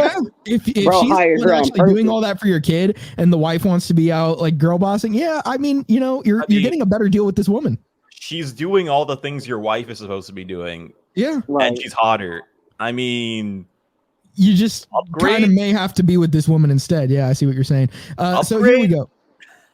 Yeah. So this guy says, don't do this. If you care about your marriage, maid/nanny has to give grandma energy. The only way it won't be a problem if your husband has no sex drive or is a literal saint, which is a great argument against the people saying, oh, he just has to keep it in his pants. I mean, come on. Think about the option he's being presented with here. He's being given all the benefits. What is he getting out of his wife? Right. So, and so, yeah, exactly. And so then he says the idea that avoiding pitfalls is somehow weakness is absurd modern nonsense. Retards discount avoidance as a strategy when it's the most effective one of all. The man who prudently stays out of the bar has saved himself a great deal of grief in living temperance than a man who goes out to the bar nightly and orders a water. It takes determination to keep... This seems like it's going off the rails here. Yeah, he takes determination to keep from falling to temptation. Yeah, he's a Catholic. With a coworker with whom there is mutual attraction. To have her in your house with a bed right there. Okay, so this is a good argument. A large number of men will fall if she invites it. You'd have to have a routine where you are deliberately cold to her. A man's home should be his safe haven. See, we're getting back to it. I can't imagine having to walk on eggshells and be on guard 24/7 within your own domicile. Okay, so he gets back to it. But then here. So he has a good reply to this one as well because, We had a whole fucking epic tale before we're getting back to the point. Yeah. But then we have a woman who's a Christian that wants to come in and talk about it. She wants to basically critique his point, and and this is the main criticism we're seeing. So let's show this. For what it's worth, this is the male equivalent of a woman saying, just going to be 100% honest. If you let your wife go to work and her boss is a man, eventually most women are going to make a mistake, especially if he's rich, high status, and reasonably good looking, while hubby is out there being a wage cup in a cubicle. But it would seem ridiculous for women to post that, yet not so much when men post what you just did. Why is that? And he has a good argument for it. So he says, first of all, I'm against women in the workforce, but there's a difference between clocking into work and having a live-in maid, which is perfect. I mean, and then she's like, I wouldn't be in the workforce if I had a husband, but not all nannies are live-in. And even among those that are, why is the husband able to spend so much time alone with her, such that adultery is a possibility? Maybe the whole reason his family needs a nanny is because he doesn't work as hard, comes home early while his wife is out busting her ass. What the hell?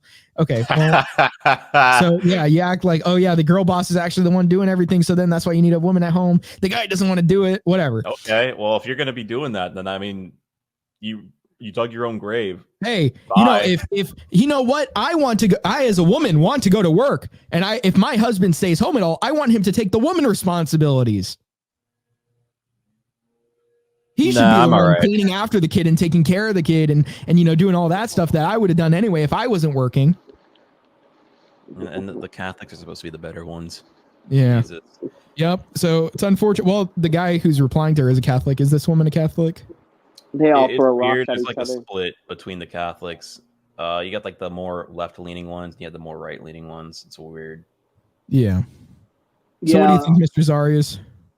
All of them, like any religion, dude, for some reason, whenever especially like something doesn't accommodate to a person's like, I guess like ideologies, it always leads back to like fucking religion or some stupid shit like that all the time. And a lot of them throw rocks at each other. But getting back onto the point, yeah, because they're all hypocrites. This one's on Allah. Yeah, yeah. But all of them fucking throw rocks at each other at the end of the day. So, getting back to the point, I mean, honestly, especially if the woman leaves the man, right, to, I guess, let's just say hire the nanny, or let's just say that the man does come home and then the wife's gone all the time, this and that and the third. I mean, especially when you got a banging hot ass nanny, right? I mean, just fucking cooking for you, cleaning for you. She looks great and she's kind of like doing the wifely duties. It kind of puts her in the position of like a wife scenario. You know what I mean? I guess you could say like a guy could start to see himself with this woman in the long run. And I mean, honestly, at the same time, it's like, you got to think about it from a male perspective, especially like us all men, we all love women, right? So why put yourself in that scenario, So Yeah. I mean, if I'm gonna have a nanny, like I especially want to have one I'm not gonna be attracted to, if that's the case. Right. But yeah, I mean, I could definitely understand the scenario. If your wife's gone all the time, let's just say she's traveling over the road. You got a fucking 20-year-old hot nanny that's banging hot, wearing some booty shorts around the house, cooking for you and everything, kind of knows everything about you. You get close, you start to see her in a different light, and ultimately feelings start to happen. And I mean, unfortunately, it kind of leads to infidelity, right? So, yeah, I mean, it's understandable. So, even whether she's living or not, like, for her to be in the home so often and for the man to even interact with her, it's like, you're already setting yourself up in a different situation than if a woman goes to work and her boss is a man. Even though, again, like, agree with this guy, women shouldn't be in the workforce.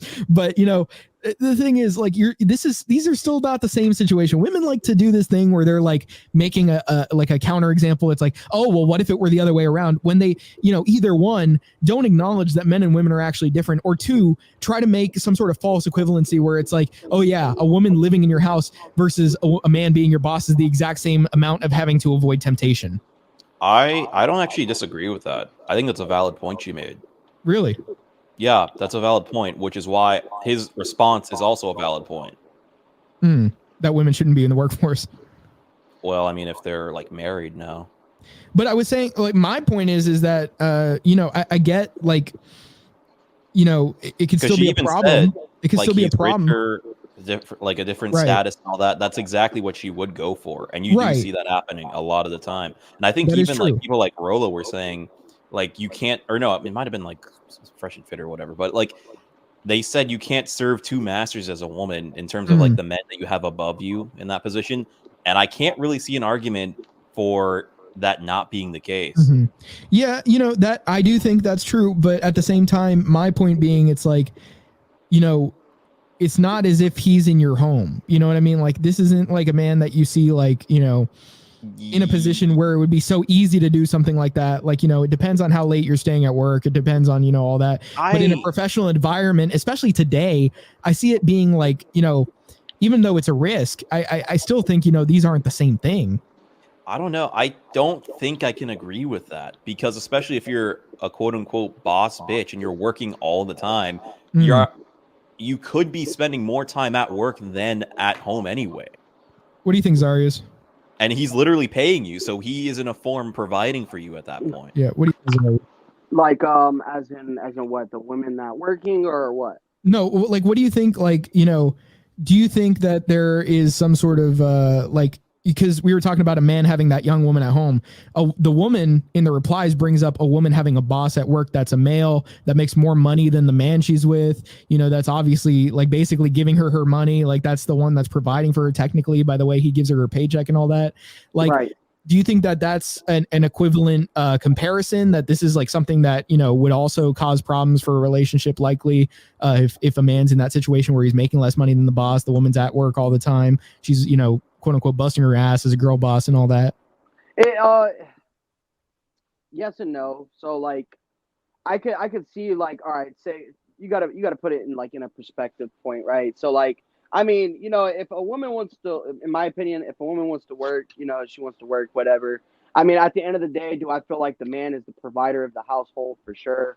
Especially if you're making good money, then you know, if your woman just doesn't want to work and she needs to stay home and do the wifely duties, then yeah, I kind of agree on that perspective. Now, as in the sense of, let's just say that y'all are both in a relationship, y'all are not happy, right?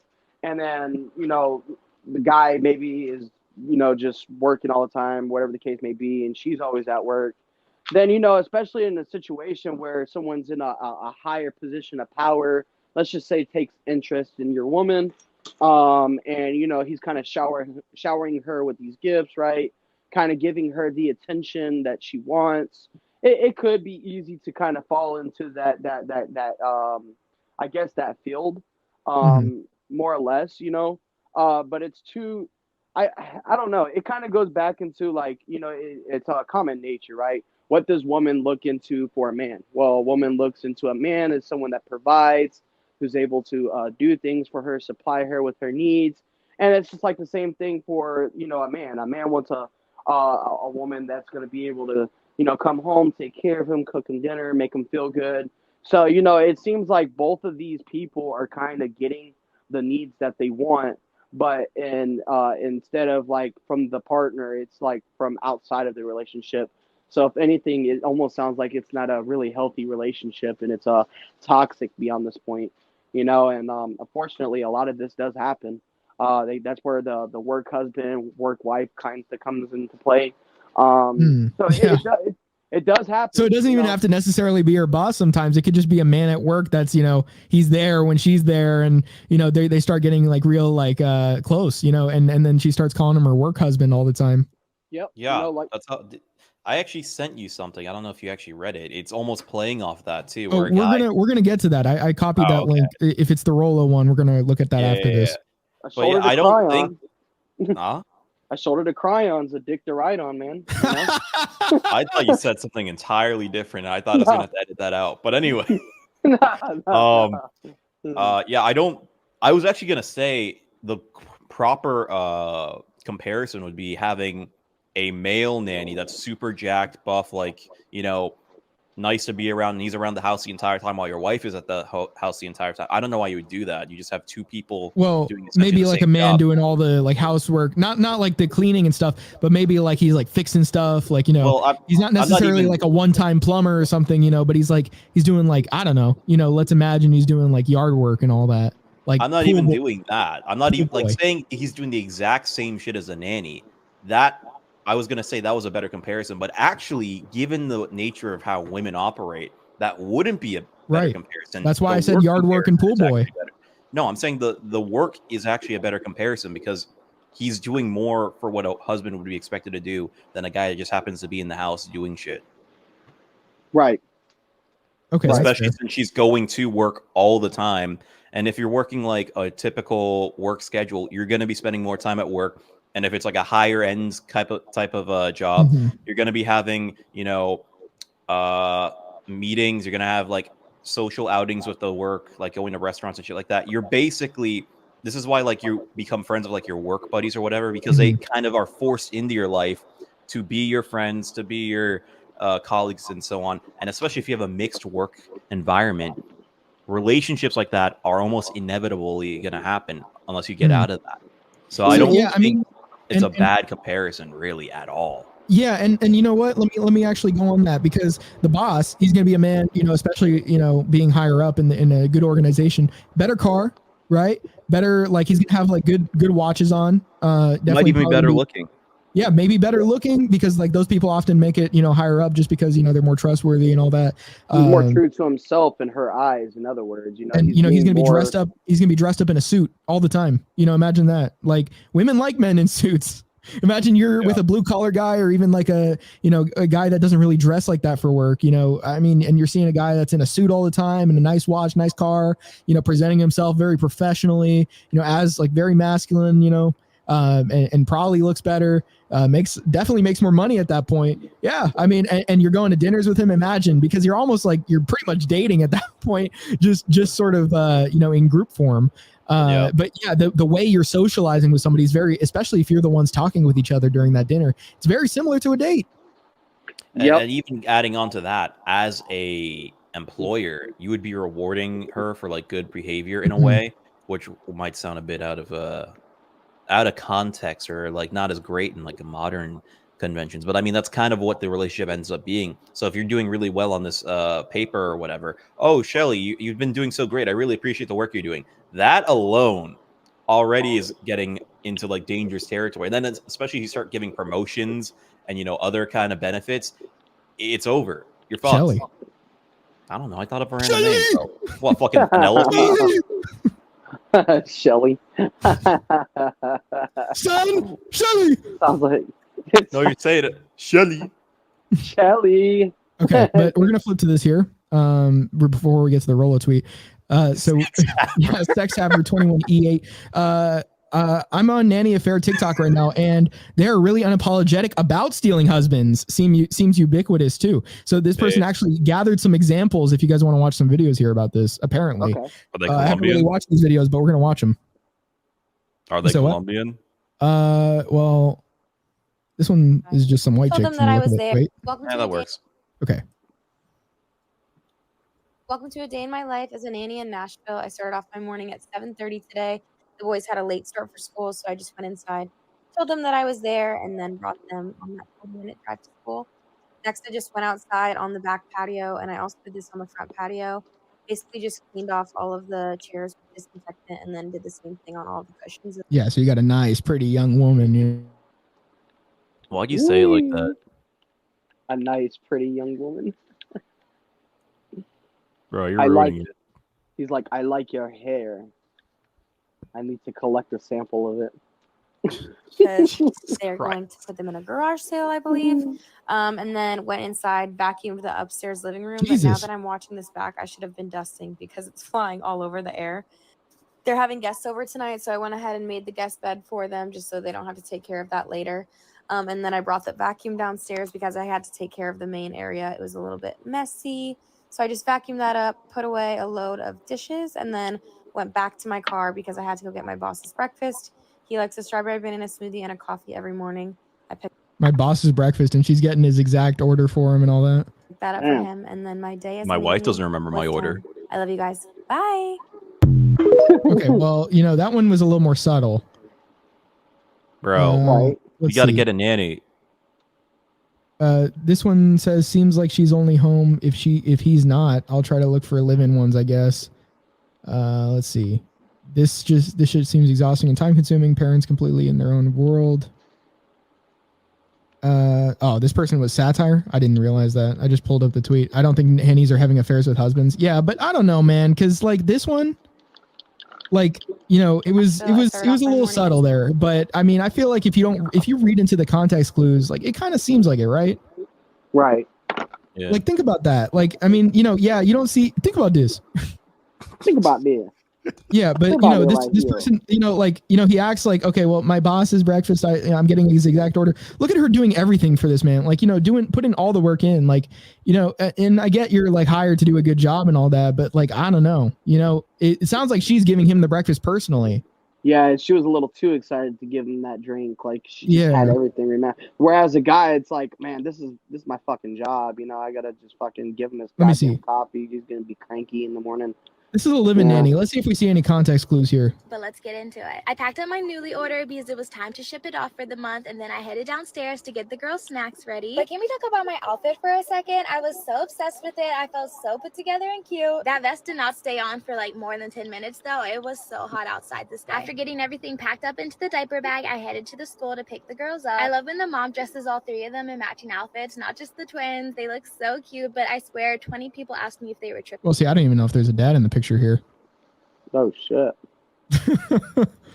This day. I gave them their snack and some kisses, and then we headed to Dunkin'. Got a pink velvet iced coffee, and she was cute, but she was so sweet. Like I literally had to wait for the ice to melt to dilute it because I was definitely about to have a tummy. The first stop of the day was Kroger to do some grocery shopping, and I swear grocery shopping with kids takes at least like an hour longer than if I was just grocery shopping by myself. First, we had to have a little bathroom break because She's literally taking care of the kids here. I mean, like, okay, so if they're assuming there is a dad in the picture, she's getting real like good with the kids as far as like, you know, getting to know them and raising them basically probably more than the mom at that point. girls are potty training and we didn't need no accidents. That there already took like 30 minutes of our time, but it's fine. And then like I was saying earlier, so many people stopped us to ask if they were triplets, and then once I told them they were twins, they just carried on the conversation saying how their mom was a twin or they were a twin or their cousins, and they were just rambling on, and I was just trying to be so nice that I was really just ready to get out of there. But we finally made it through. An hour later, the girls loved putting the groceries up on the conveyor belt. We did that, and then the last moments with them. Yeah, she doesn't mention, you know, I don't know if there is a man in the picture. She is a live-in nanny though. But that first one definitely seemed like, you know, come on, like, you know, that was definitely a little more sus as far as her kind of getting into him and all that. I don't know, man. This person didn't actually post that many examples to begin with. He posted like 3, and he's like, oh yeah, based on that, it doesn't actually seem like it's happening. Right. Yeah. And also these are cut videos, right? So like, you know, you don't get to see it all. Like you don't get to see the entire relationships of these people. Yeah, but I don't know. This person wanted to act like, okay, you know, oh, it's not actually happening, and here's 3 videos to prove that. But the first one didn't even really do a good job at that. And the last one, you can't really tell much about the family.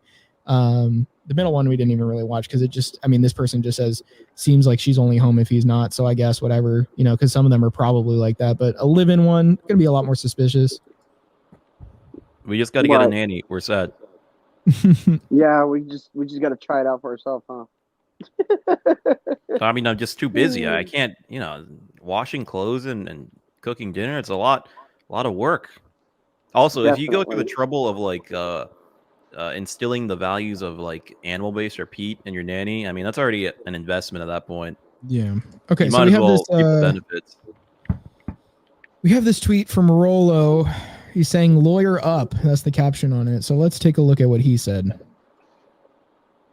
Let's see. Because actually, you know, do you think there are probably more examples? Because I mean, first of all, how many people have a live-in nanny and all that? But don't you think there are probably more examples anyway of women leaving their husbands for the boss? Maybe at that point, because I mean, based on how often women will have bosses to begin with that are like that we're describing. And or even people at work, like, you know, their work husband or whatever, people that they have a lot more of an opportunity, I would say, in general, to even do that with. I mean, wouldn't you get the idea that, you know, this is probably the more common occurrence than anything? Oh yeah, it's called monkey branching. Yeah. The woman, she's in a failing relationship, and you know, in other words, you know, she's not happy, so. Where does she go? Like usually, like you got to think about it. The guy she usually leaves you for is somebody that you know, you're friends with, a friend, family member, coworker, whoever the case may be, right?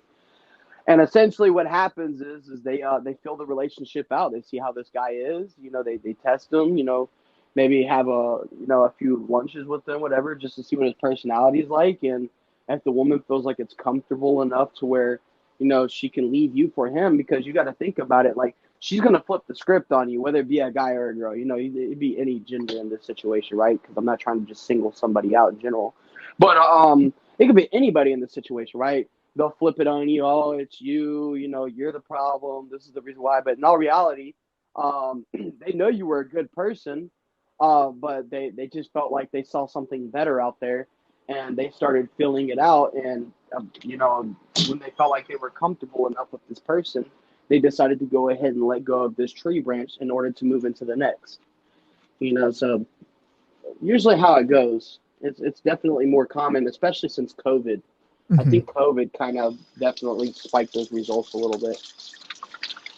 Yeah. So, I mean, like, think about it. Like, a lot of women anyway, like, don't you think they probably have a backup man?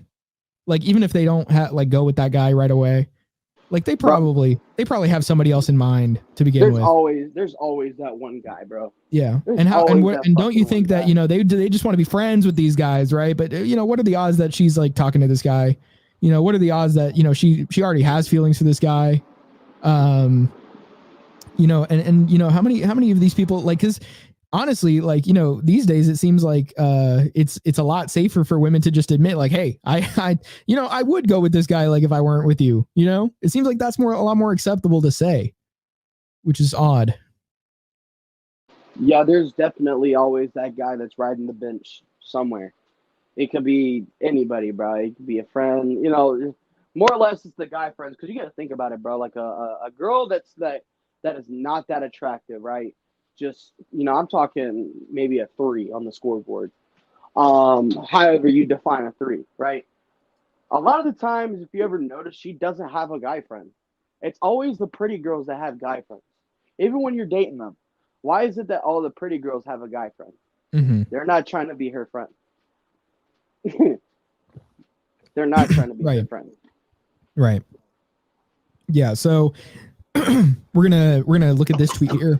Rolo said lawyer up, and here's the image of the screenshot from Reddit. So this is r/marriage. This was the screenshot captured it as 14 hours ago.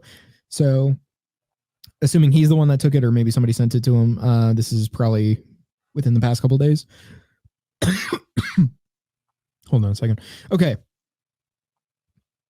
I caught my wife with another man, and I am utterly devastated. Seeking advice. I am numb and in shock, so please bear with me if I'm not very coherent as I type this. I'm using a throwaway account because my wife uses this platform quite often. My 37 male, wife 35 female, and I have been married for 8 years, together for 10. We've been through thick and thin. She's my best friend and the love of my life. We don't have any kids. We wanted them, but it wasn't in the cards for us. Today, during my lunch break, I decided to explore a new area, to try out a different place. As I strolled along the sidewalk, I saw my wife stepping out of a coffee shop across the street with a man I recognized from her work. They were smiling and chatting, and then the man slipped his arm around her waist, pulling her closer, leaned in and kissed her, and she kissed him back.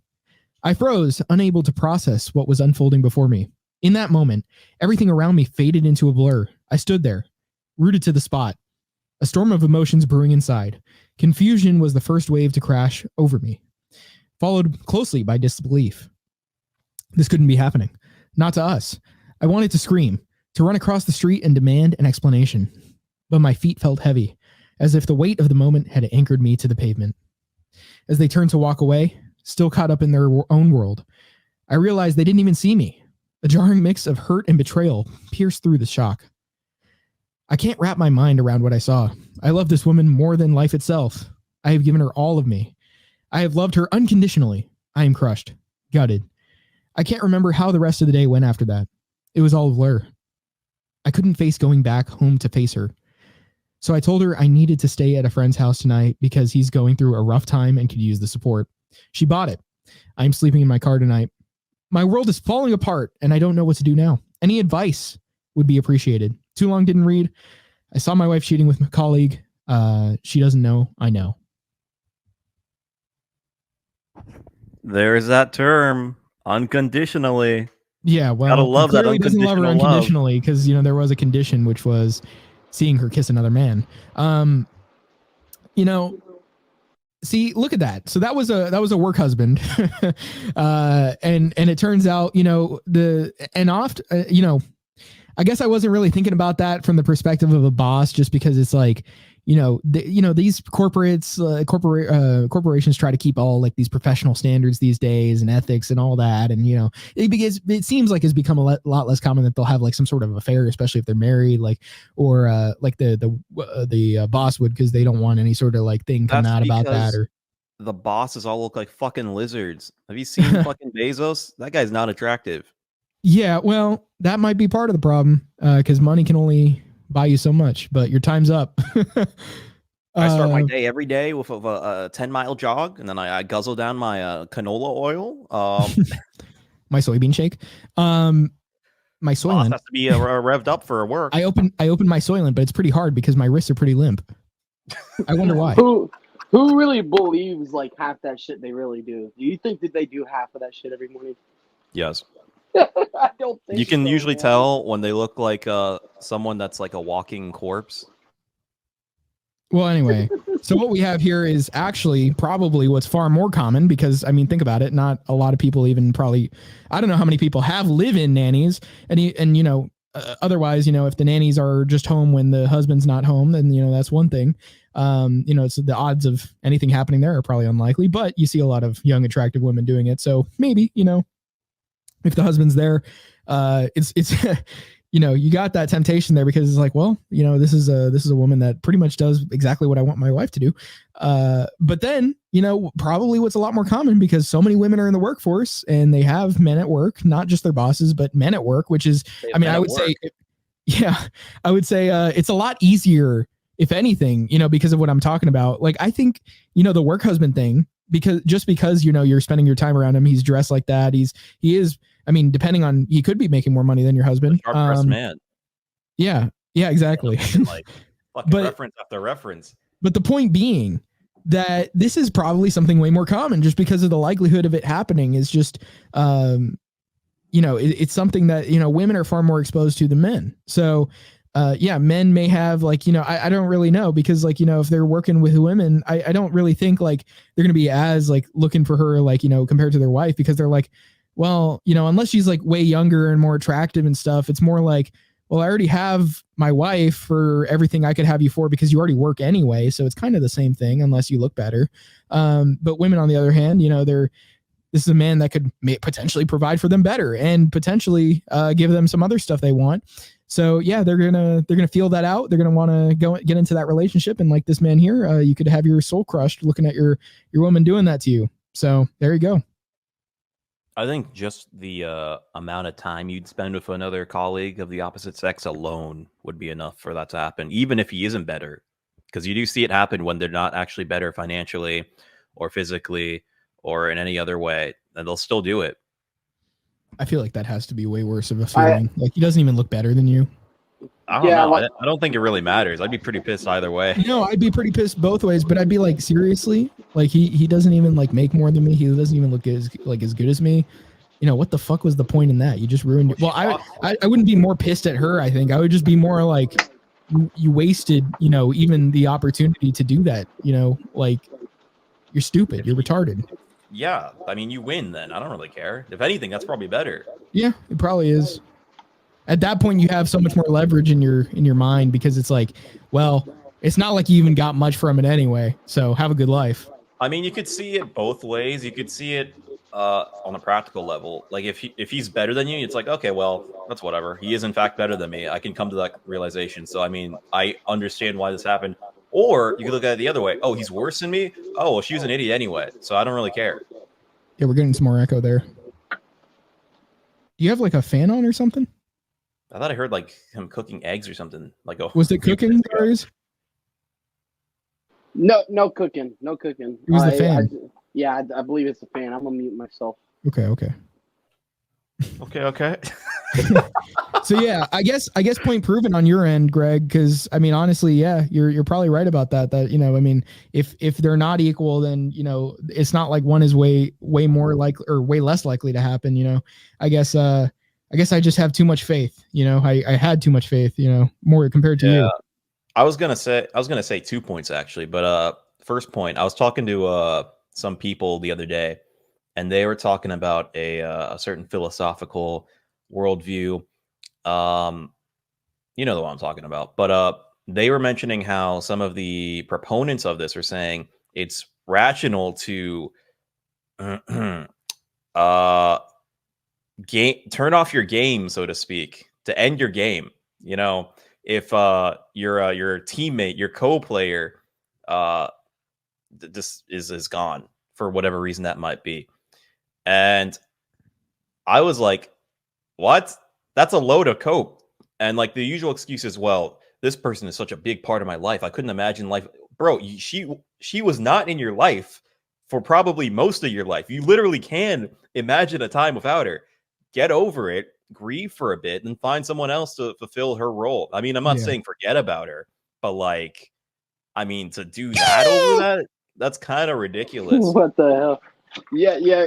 Going on to what you said, man, I could 100% agree with it. Unfortunately, we live in a day and age where this stuff happens more than what it used to, right? Like back in the day, especially if you look at like the 50s, Yeah, you cut out there. were with their husbands for long periods of time, you know, because like I mean, it was just loyalty in the cards. It's just how they abided by. But nowadays, I guess there's just Damn, he got back and then he got cut out again. Yeah, yeah. You got cut out a little bit there. Getting a phone call. But anyways, as I was saying, more opportunity in the poll. Give me 1 second. I keep getting a phone call. Okay. But anyways, as I was saying, you know, Yeah, I thought he was gonna take it. Yeah, so did I. Yeah, I'm gonna shoot a text over to them.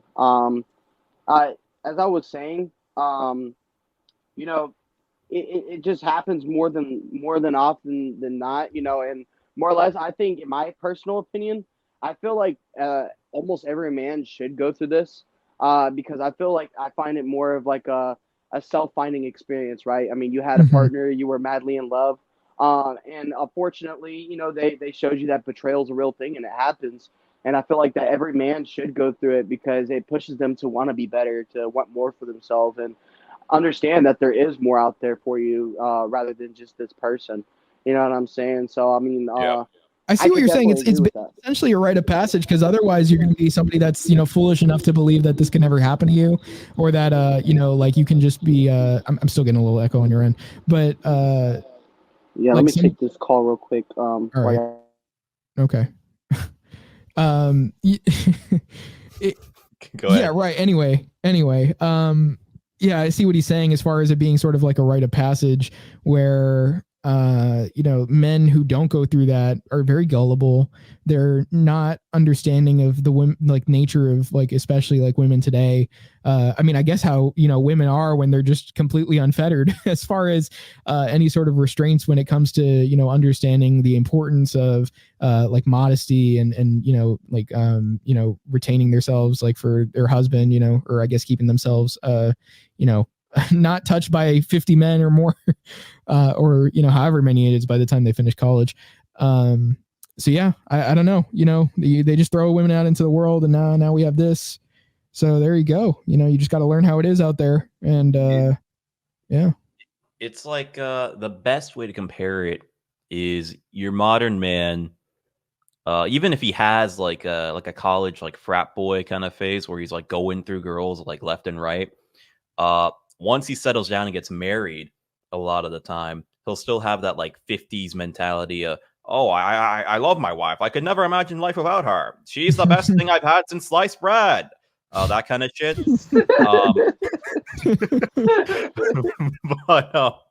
But that's not the same thing on the female point of view, like at all. Like if you could find something like that, she's probably ultra religious, also has certain political ideals, but it's a rarity. You're not going to have that, generally speaking.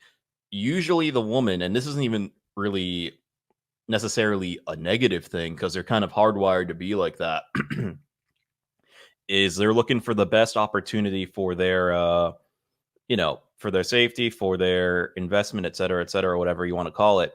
So they're always going to be looking for something else. So even like if you look at like people like the usual deplorable subjects or the usual people that kind of get the fire from people that are more traditional, like strippers or OnlyFans models and stuff like that. Even the ones that aren't doing that aren't necessarily much better in terms of their mentality. They're just doing it in a more socially acceptable way. So, I mean, is your point here that, it's kind of inevitable at some point, unless you're just, that high up in status? I'm saying that should be your primary goal so you can avoid it as much as possible. And you should not put all your eggs in any basket, even when you reach that point. Okay. Agreed. Or you make enough money where she stays at home and doesn't have any desire to work in the first place. That's the other way you could try to secure it. Do you have something to add to that, Zareuz? More or less, yeah. In this day and age, like what you kind of said, women are they are hardwired to look for the best thing for them. So no matter what, a woman's always on the, I guess you could say, on the prowl to always look for the next best thing. And essentially, if you don't have your guard up and you're not always being the best man that you can be, and you start to slip up, then that's the moment her antennas go up. You know what I mean? She's gonna notice that you're slipping up, and more or less, especially if you show that you got a chip in your armor, bro, she's going to use that against you. Like, right. You don't want to seem like you're scarce in your options. You don't want your woman to almost be like, for example, say if you let's just say y'all get into an argument and you yell at her and then she goes, you know what, I'm going to leave you, this and that and the third, and it's not even that serious. Essentially, that's a test. That's a test right there. And you could be a guy that can fold and be like, no, baby, I'm sorry. Please forgive me. Like, I'm sorry for yelling at you. But then, you know what? She knows that you're going to take her bullshit beyond that point. Or you could stand up and be like, you know what? Fucking kick rocks. I'm that guy. I can have any chick I want. Because you know your self-value. It's not the fact that you don't care about her. You got to know your self-value. And therefore, she's going to see you in a different light. So, I mean, yeah, more or less, like, you essentially have to be the best you that you can be almost all the time, because you don't want to let your guard down, in the same sense. And like what he was saying, you don't want to put all of your eggs in the same basket, because it could happen to anybody, even at the top tier status, bro. All it takes for you is to slip up, you lose a couple things, and the next thing you know, everything goes. You know what I'm saying? And Zareuz is somebody who, had to learn that as well. And he's somebody that, had to become that man. He wasn't born this man, and, most men aren't. I mean, you don't really have an instinct like that just tells you this. It comes from learning. So Zareuz had to become that nigga. The cards are stacked against you now more than ever. Exactly. Yeah. Personally, like what he said, I've had personal experience, and, honestly, it sucked, you definitely question a lot of shit, but you kind of grow from it, man. The thing is you could sit there and question everything that you could have did, what you could have done different, but essentially at the end of the day, man, the ball's in her court, man, and if she chooses to leave, she chooses to leave. I mean, you're not God. That's the only way you can put it. You can't control things. The only thing you could do is just be the best you that you can. And unfortunately, if she wants to ride out, man, let her ride out. But just let her know that you're that fucking guy, bro, and that the next dude that she's going to get is not going to be anything like you, because there's only one version of you. And essentially, it doesn't work out for them in the end. And then they try to come back, and then that's when you realize, like, you know what I mean? Like, I guess a woman's revenge is different from a guy's, right? A guy's revenge is bossing up, becoming something better than you was before, whereas another woman might go out and fuck 20 guys on a boat just to get back at you. But she really got back at herself too. Yeah, like essentially that's how, like, that's the mindset of what they think. In other words, man, there's always better out there. But you got to be the best you of what you can. Know your self-worth. That's the most important thing, right? And never put all your eggs in a basket, because anything can happen. Anything at any given point can happen. It can go left. Yeah. And a lot of guys need to realize that.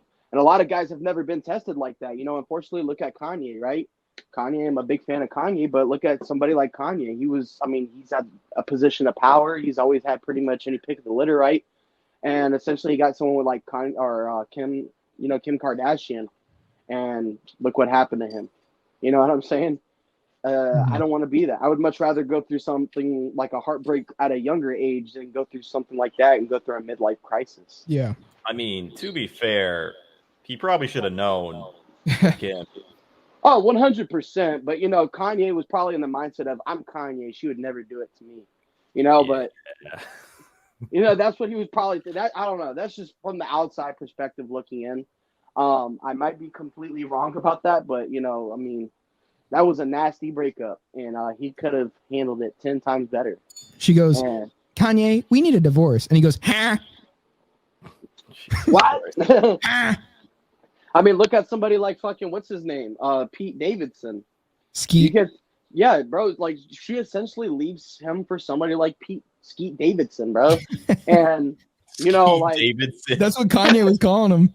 But, the thing is, look at Skeet, bro. Like, he's really nothing better than Kanye. Like, you're not better than fucking Kanye. You know what I mean? Like, yeah. He's got a couple good movies. But, I mean, like, as a household name, not trying to bash him anyway, because I don't have any, Kim just wanted to be like, look, I have a boy toy. Exactly, bro. And Kanye West had a hard time handling that. And it really showed a chip in his armor, bro. And it destroyed him. Yeah, I mean, but not the other word. You like, what do you think are mitigating factors to this? Like, other than, I guess, wealth or status, because I feel like a lot of these stories I see, at least from an anecdotal perspective, a lot of them either don't have kids or they have maybe like 1 or 2 kids.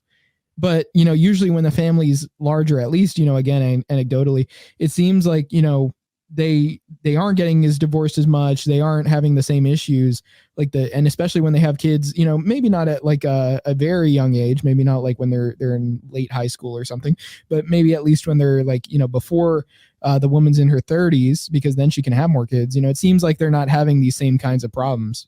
But that may also be a case of like the woman, because she's having those kids younger, she's not sleeping around as much as the women that are waiting until their 30s.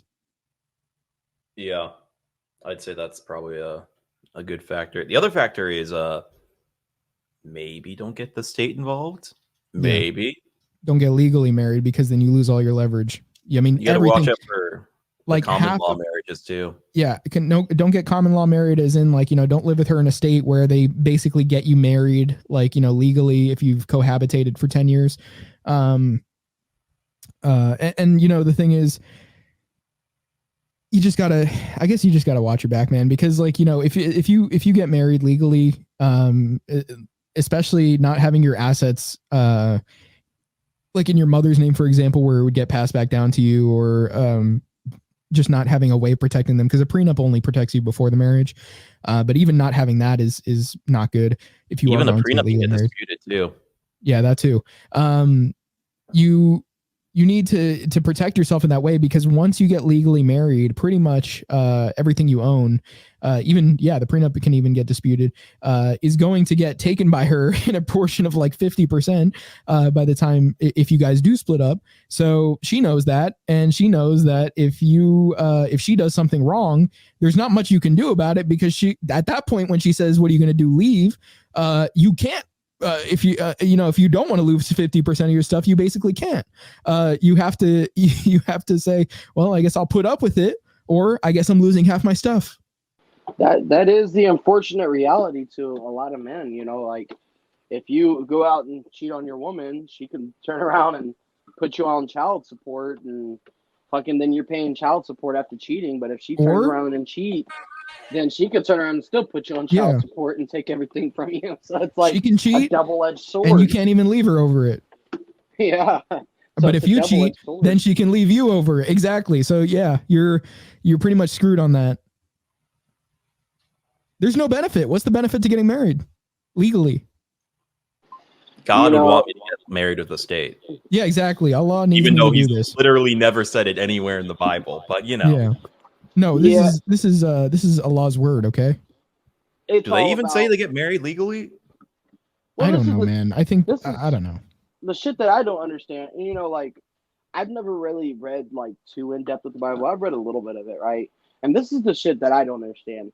If you even read back in the Bible, like obviously, like the way they did trades back then was like, if you were a farmer and you had like a bunch of crop that a guy wanted, then the father would go up to the guy and he would tell him, "Look, I don't really have any money, but I have a beautiful daughter I can offer you."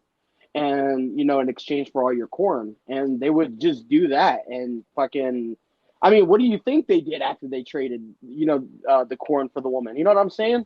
There was no such thing as being married in it or anything like that. So I don't know. I don't know where The concept of a divorce was also like non-existent. Exactly. Like if you got cheated on as a woman, it was just like, oh, Okay. well, that sucks. Yeah. Have you ever heard of the story of Medea? Tyler Perry's Medea, or God damn, I knew that was gonna happen. No, Medea, not Madea. I don't know if I have. It's a Greek story about Jason and the Argonauts. So Jason, when he's doing his like Argonaut, he's Argonauting with his Argonauts. Pause. He finds arguing with they knots. Yeah. Argonaut. Well, when he was out on his voyage, he had some broad Argo his knots, and she Argo on my knots till I voyage. It was actually pretty fun. It was like almost like an ultra like Chad move. He got this girl whose father, he was trying to get like the golden fleece, and he got his daughter to like trick her father so he could get it, and then he left with her, and they became married. And then like later on, once they moved back to Greece, he got like seduced or whatever by some other broad, and then he fucked her, and she went fucking crazy, and she killed her children because he did that. What the hell? Playing 4D chess.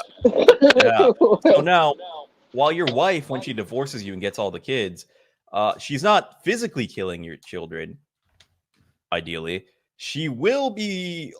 The likelihood of her messing them up to a point where they're going to be not in the proper state to exceed, it's not looking good. It's really not looking great for you. But yeah, don't get married, or at least consider the options. Right. Right. Maybe just have an engagement ring and just say that you're married. I don't know. That might be hard to argue against in court if it ever gets to that point. You think it's binding? It's not binding, but a lot of stuff is like evidentiary. Mm-hmm. So like the least amount of like breadcrumbs you leave, probably better. So don't even have a ceremony? I don't think you need to. You'd only have to do that if you're religious anyway. Yeah, man.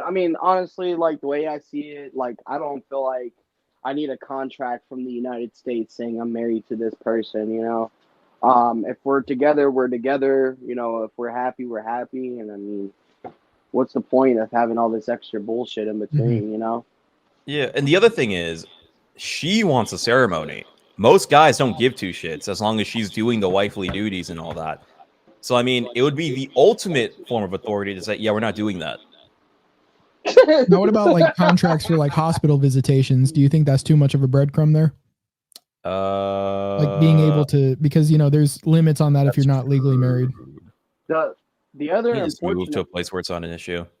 Yeah, the other unfortunate part is like once you're with a partner for so long, especially if y'all live together, they consider y'all legally married. Yeah, that's common law state. That's not like Florida.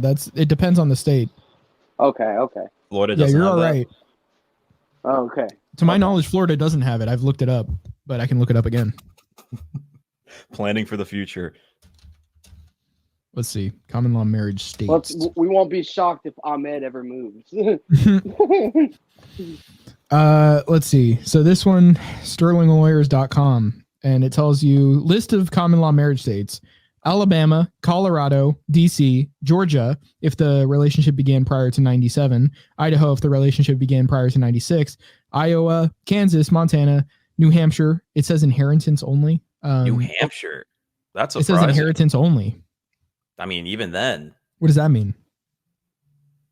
Like, from other states. Like, I think if you already common lawed in other states, then New Hampshire considers it valid.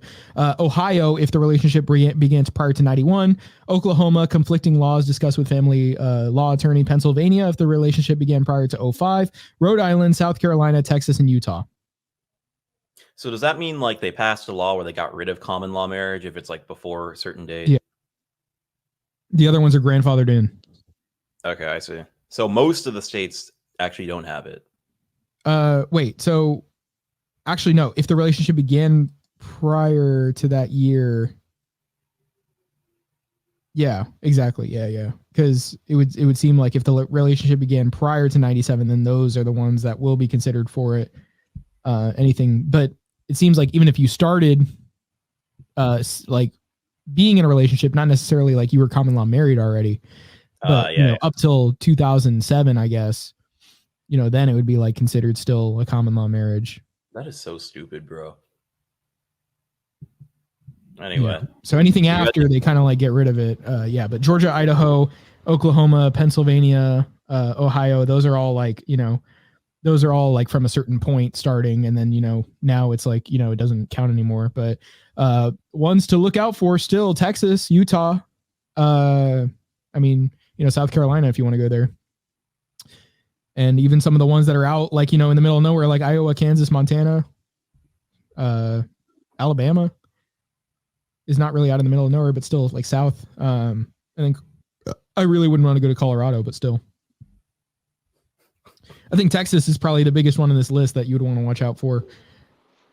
Texas, that's crazy. And Utah, because of the Mormons. Utah.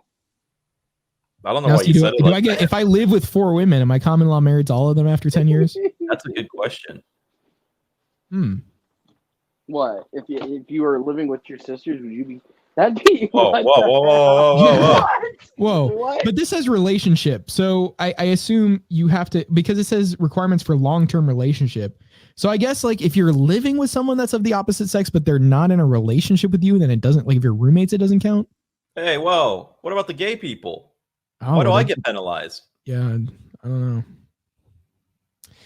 Interesting. Determines that your common law marriage is valid, you will need to obtain a traditional divorce. Yeah. Hey, if we're all going to suffer from this stupid law, it's got to be equal, no? Well, I think they might actually consider it for gay people just because it says it would have to be a long-term relationship.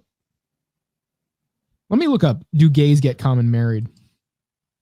Well, common law is like older law, so I'd assume no. I just looked up, do gays get common law married? Common law is like what we inherited from a colonial. It says yes. Same-sex couples can enter into common law marriage. In Texas, same-sex couples can enter into common law marriage, which is recognized as legal marriage under Texas law. Texas of all places. Yeah, I'm seeing Texas mainly here. In some states, same-sex couples may face challenges improving their common law marriage as laws and regulations vary. However, in Texas, same-sex couples can enter into a common law marriage and have it recognized as a legal marriage. Interesting. Yep. So there's that. Anyway, anything else we wanted to mention?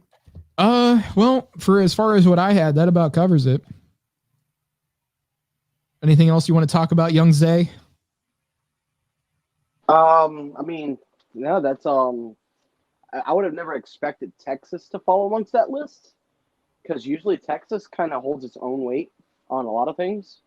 Whereas California, I don't know. California is its own entity, but I'm surprised that California didn't fall along that list. Yeah, actually, or New York. Yeah, because you already know, like they're just a fucking different species out there, dude. California is like, especially like the taxes and shit like that is out the like fucking roof. Yeah. I don't even know if you've heard about the law, like where you can steal up to like $2,000 worth of stuff in Cali, and they just let you go. They just kind of like rolled over on their backs and accepted it, you know. I don't know. California, definitely cool place to go. Would not be a place to live. I'm never going there. I don't care. I'm done. Yeah. Well, anyway, anything else for today? This is kind of the end of our show here. You got anything else you want to mention? Or I was talking about Zareuz. Excuse me, bro. I didn't even get to talk about my week. Oh. I'm so sorry. Let's let Greg go first. Garrett? I said Greg. Bro, Okay. You know what? Garrett. Didn't you hear Greg Zareuz? I heard a little bit of both Garrett and Greg, like a combination of the two. Greg? Yeah, I That's heard about that. what I said. All right, Greg, go ahead. Garrett. Anyway, I was driving this morning to get over here, and this happened twice. I got a 10-minute commute, not even like a 5-minute commute.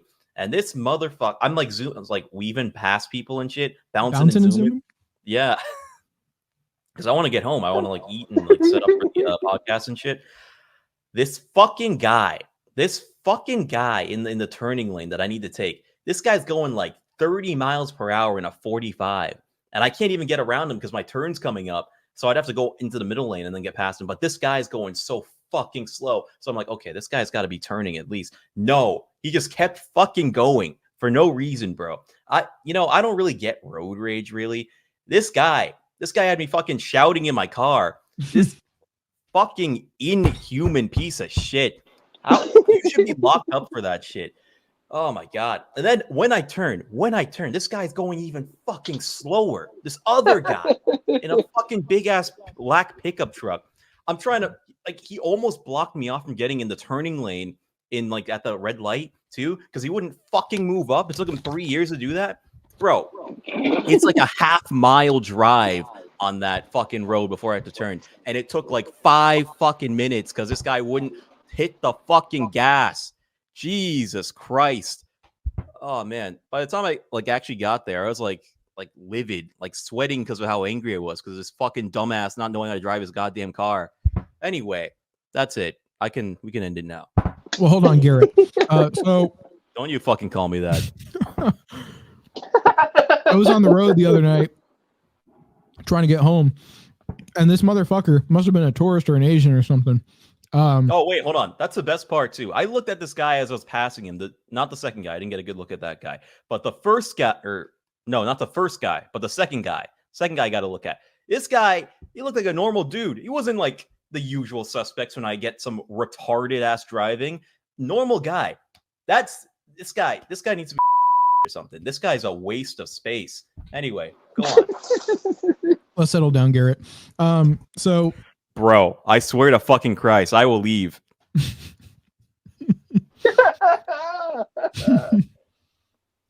I was on the road, and there's this car.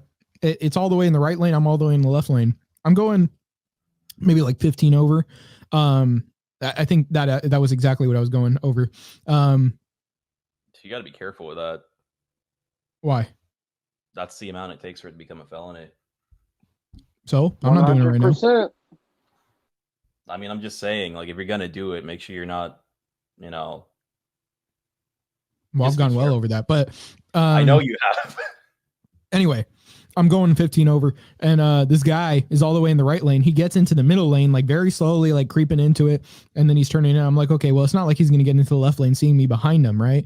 And then he gets into the left lane, creeping again.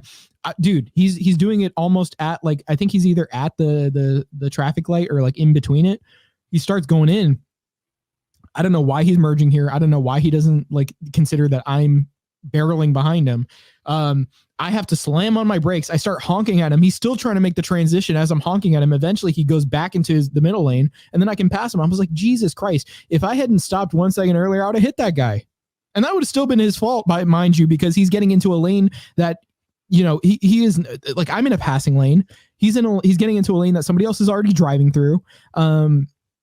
Maybe I get a ticket for speeding, but this guy is the fault of the accident if that's the case. Yeah, I was gonna mention too. My car, it has like this like automatic like message system. If you're like going too fast and it notices a car in front of you is like stop. That happened to me with that fucking guy because I was going like the actual speed limit, which is actually quite a rarity to be honest. But I was going the actual speed limit, and this guy was going so slow that I had to fucking slam on the brakes while I was getting to my turn because I thought he was turning. It was like as if he was turning because he was like stopping. It was almost like he was slowing down even more, but he kept fucking going. I don't know what the hell's wrong with this guy, but he almost caused an accident there. All right. Well, fucking guy.